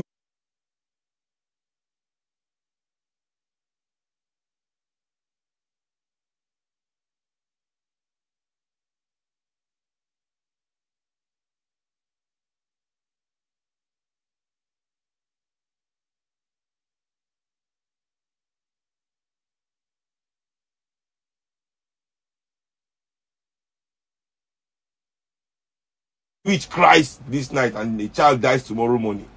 These people they were shouting subsidy. They wanted to increase subsidy just 3 weeks ago, 2 weeks ago. You understand? And the people resisted. They had to dial back the plan. So I don't think it's a coincidence that this happened, you know, in the midst of this whole fuel subsidy debate. Because, understand what I'm saying. You know, the fuel was imported to Nigeria. Yes, no, let me just finish. Yes, there could be, okay. So the point I'm trying to make was that I think that there's a larger conspiracy. Because that's why at that point, when they're supposed to check it, nobody checked because this is what everybody in the game wanted. You understand? You know, when those trucks are loaded downstream now, they take it to filling stations. Now, there is only a supervisor that checks each compartment, checks the components, checks the density, and certifies my brother, before they pump it. This thing is that is what I'm asking at. And that was when almost so many filling stations fail to do that check. I'm not talking of it is not a problem of density. You understand? You heard when we started, he talked about methanol. It's a problem of chemical. The constitution of it, Gongon. When you are doing that check, you will notice anything wrong. Apart from the density, if there's coloring, if there's any smell, if there's any abnormality, you will notice it at that point. I know what I'm talking about. Okay, thank you. I mean, as I said, I believe that everybody, how many people own the whole fuel business in Nigeria? Are they up to 500? So they can all have a meeting and decide. Yeah. I think this is a conspiracy. I think that the government is still hiding things from the people in terms of what just happened. Yeah. You know, and we should really get to the bottom of it. And all the people with their cars spoiled, they should be compensated by all these rich people. But my brother, in 2008, there was an issue like this in Lagos, where people's cars started going bad. A lot of people. And then NNPC was not quote the sole importer. Owando was the one who had that consignment, 33,000 metric tons of fear. So they put out a statement, which is available on the internet that can be seen, apologizing to the public and saying that the company that brought in the fuel was a Swiss company. They called it Dutch, but I think it's Swiss, named Gunvor. You understand? And it was a big scandal. The House of Reps called the DG of DPR to say, why didn't you see there was ethanol in? And the man said they don't have the facilities to check, to test. So and I know that the DPR, which is now the NMDPRA, since then they've commissioned a lot of laboratories across the country. You know, so I'm wondering how can it be that having gone through that, they are now telling us that they don't test for methanol? I mean, as I said, you know, one of the ways to also increase fuel price in Nigeria was by creating queues. Oh, okay. So you sell for more. Yeah. So I think that they already planned to create these false queues. So nobody had actually called. So when the whole thing backfired, they had to quickly rush and arrange fuel anywhere they can. Okay. You know. Okay. So I think this is where the larger conspiracy here will still be tied to the whole fuel subsidy issue. You know, it has to be tied to that. Lies. Yeah, it has to be tied. We have to know I'm sure that is the centrifugal force that ties that is holding all this craziness that we're experiencing in the fuel sector this past week together. You know, it's crazy. We have an next call on the line. Good morning to you. What's your name? Yes, TPP. TPP, yeah, you know we. Welcome to the show. Good morning, too. Yeah, you have on the line. I'm calling from Onipan. Welcome, my brother. Yeah. It's not today that Nigerians have been buying. It's not today. So I just plan on more today. You understand?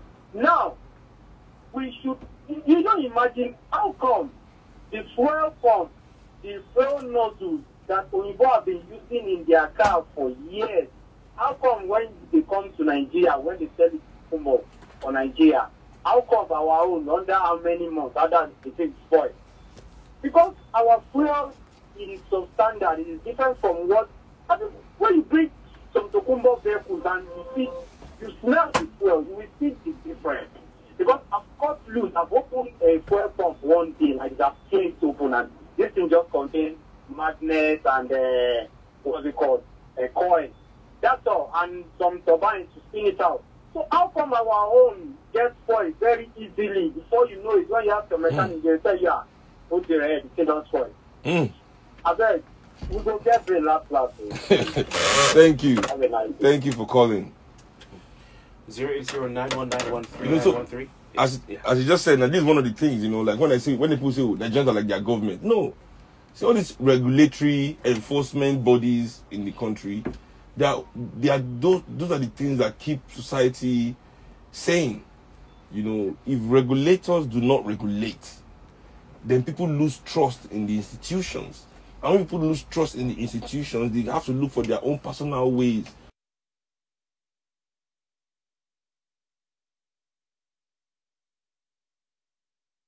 Free system.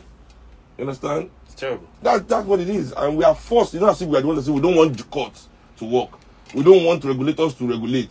We don't want police to be paid well and to do their job right. We don't want to investigate. We don't want our universities to be funded well. That's not what we said. That's not what we want. You understand? It's what is imposed on us. A gentleman put up a video on Instagram of a black market guy selling, fuel in jerrycans, in kegs, opposite the NNPC headquarters in Abuja. Just in front.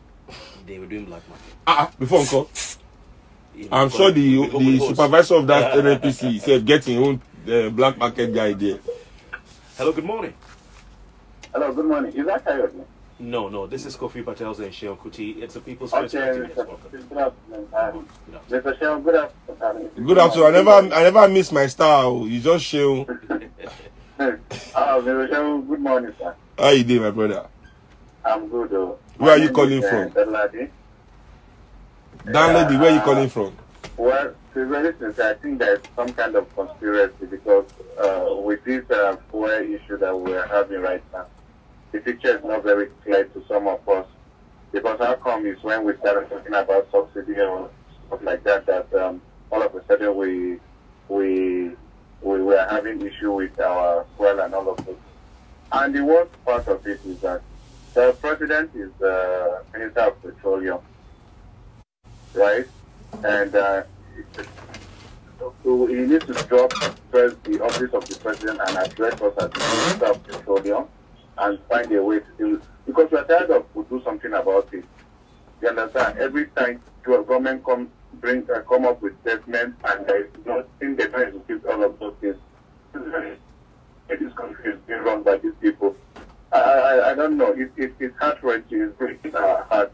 We want this country to be better, but the people we have over there, they are not in any way, like they don't wish this country to be better. Right. They don't wish. They are doing things on purpose, frustrating people. Now people's cars got broke down as a result of bad fuel. Their cars are not working. Who will take responsibility for that? All right. You understand? Thank you. Who's going to pay? We have to go to the next caller. Thank you very much. So he's asking who Yeah, takes I mean, responsibility. I think as he said, it's true. The Minister of Petrol should address the nation. The Minister of Petroleum. This is a big cabinet in Nigeria. It's a big portfolio in Nigerian cabinet. The minister can't just be quiet in the midst of all this, in the midst of a scarcity like this. The minister is just quiet. He's angry. He's not quiet. Yesterday we saw in papers he said that the DG of the Nigerian midstream and downstream petroleum regulatory agency should be queried. So he was angry. By whom? The minister sent out the query directly to his DG. Someone should query him. But the funny thing is, NNPC first of all says since 2017 we are the sole importers of petrol. Then this thing happens, it hits the ceiling fan, and now they say, oh, it's MRS. MRS fires back and says, we don't import petrol, you are the ones who import petrol. NNPC, we are four of us in this game. Owando now says Owando. Owando says, no, you are your own, OYO. Look at it. Owando fires back. I know, I mean, you have forgotten when Obasanjo and Atiku too had that you be thief, I don't be thief. That's the way. It's you, it's not me. Hi, good morning to you. What's your name? Yes, welcome. Emmanuel from Ejigbo. How are you doing, Emmanuel? Welcome to the show. Fine, my brother.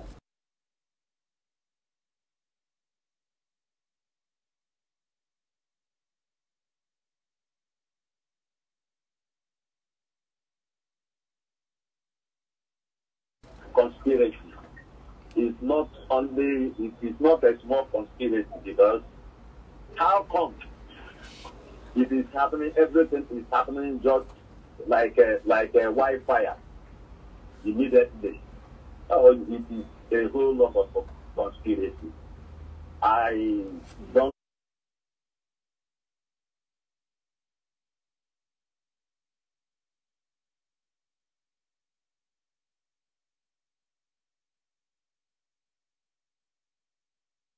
Understand, and we are in a very big dilemma because who is querying who now?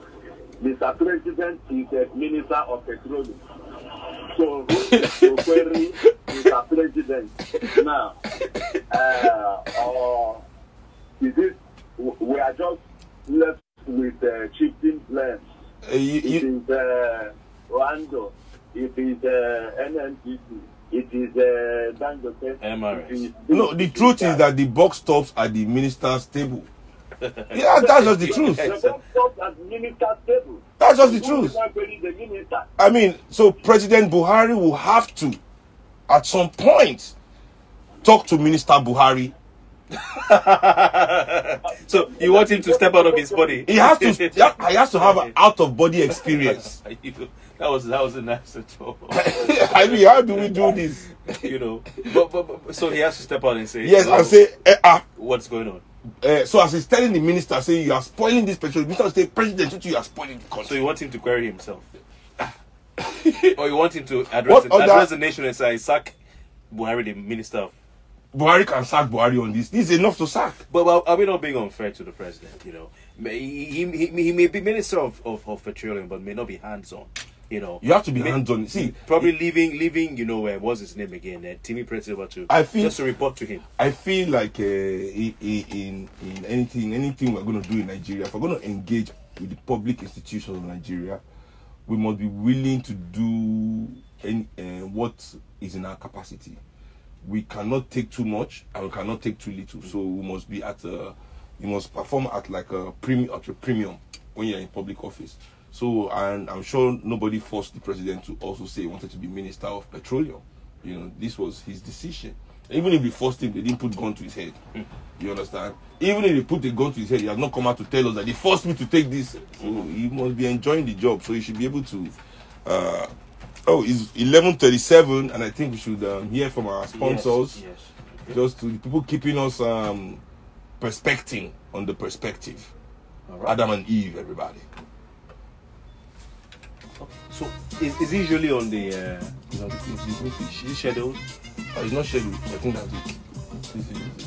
Oh, okay. I mean, it means it's played by because it is publishing. Okay, I'm just gonna look for it. Because if he's one that always yeah. Adam and Eve. We have to do that. Because the woman, she won't kill us last. Are you serious? The query which she writes. Don't be smoking.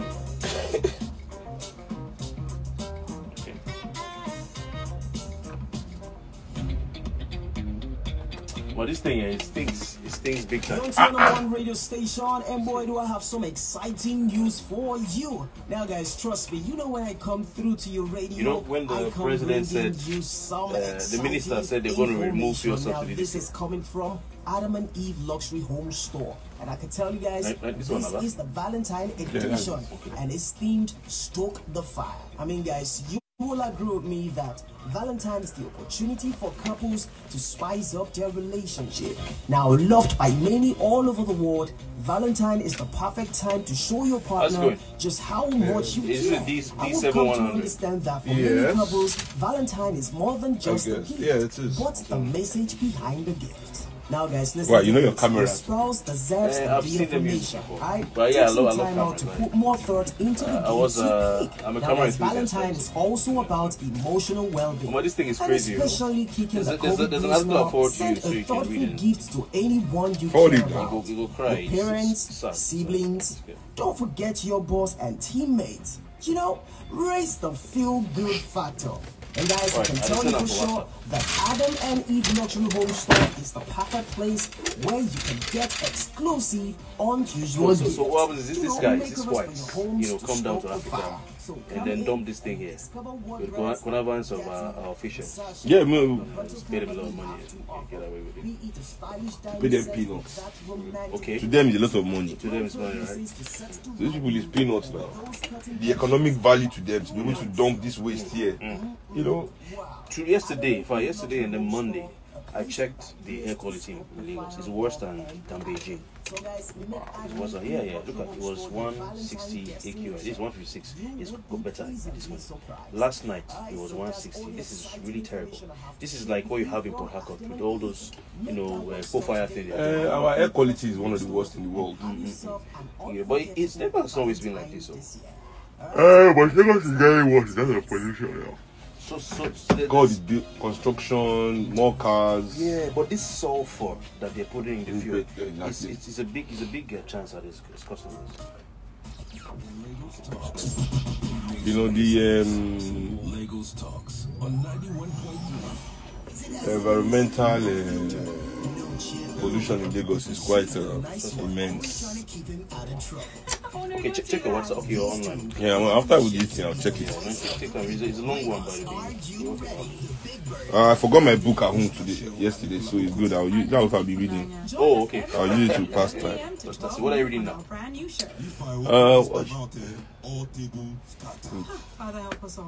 I'm reading a book by John Henry Clark. How can I forget the title? Anyway, yeah, I'm reading a book by John Henry Clark right now. I forgot the title.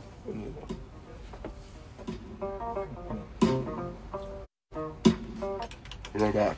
Okay, welcome back. The Big Bird is still here, Seun Kuti himself, and of course, we have some more time on our hands. If you will soon be with us and walk in through the studio, when she comes in, we'll take our bow. But Seun, you've been giving us your thoughts on the, I like to call it Fuel Gate. Yeah. Nari Fuel Gate. Nari Fuel Gate. My brother, it's sad, really but sad. I think we should move to our next topic today. But before we do that, let's just take some messages. We have this one says, Big Bird, chai. I used to think Zeal, that's critical thinking, was about the most perceptive person on Nigerian radio. But you, Big Bird, the bomb. Where you they drop better pass precision munition. Thank you.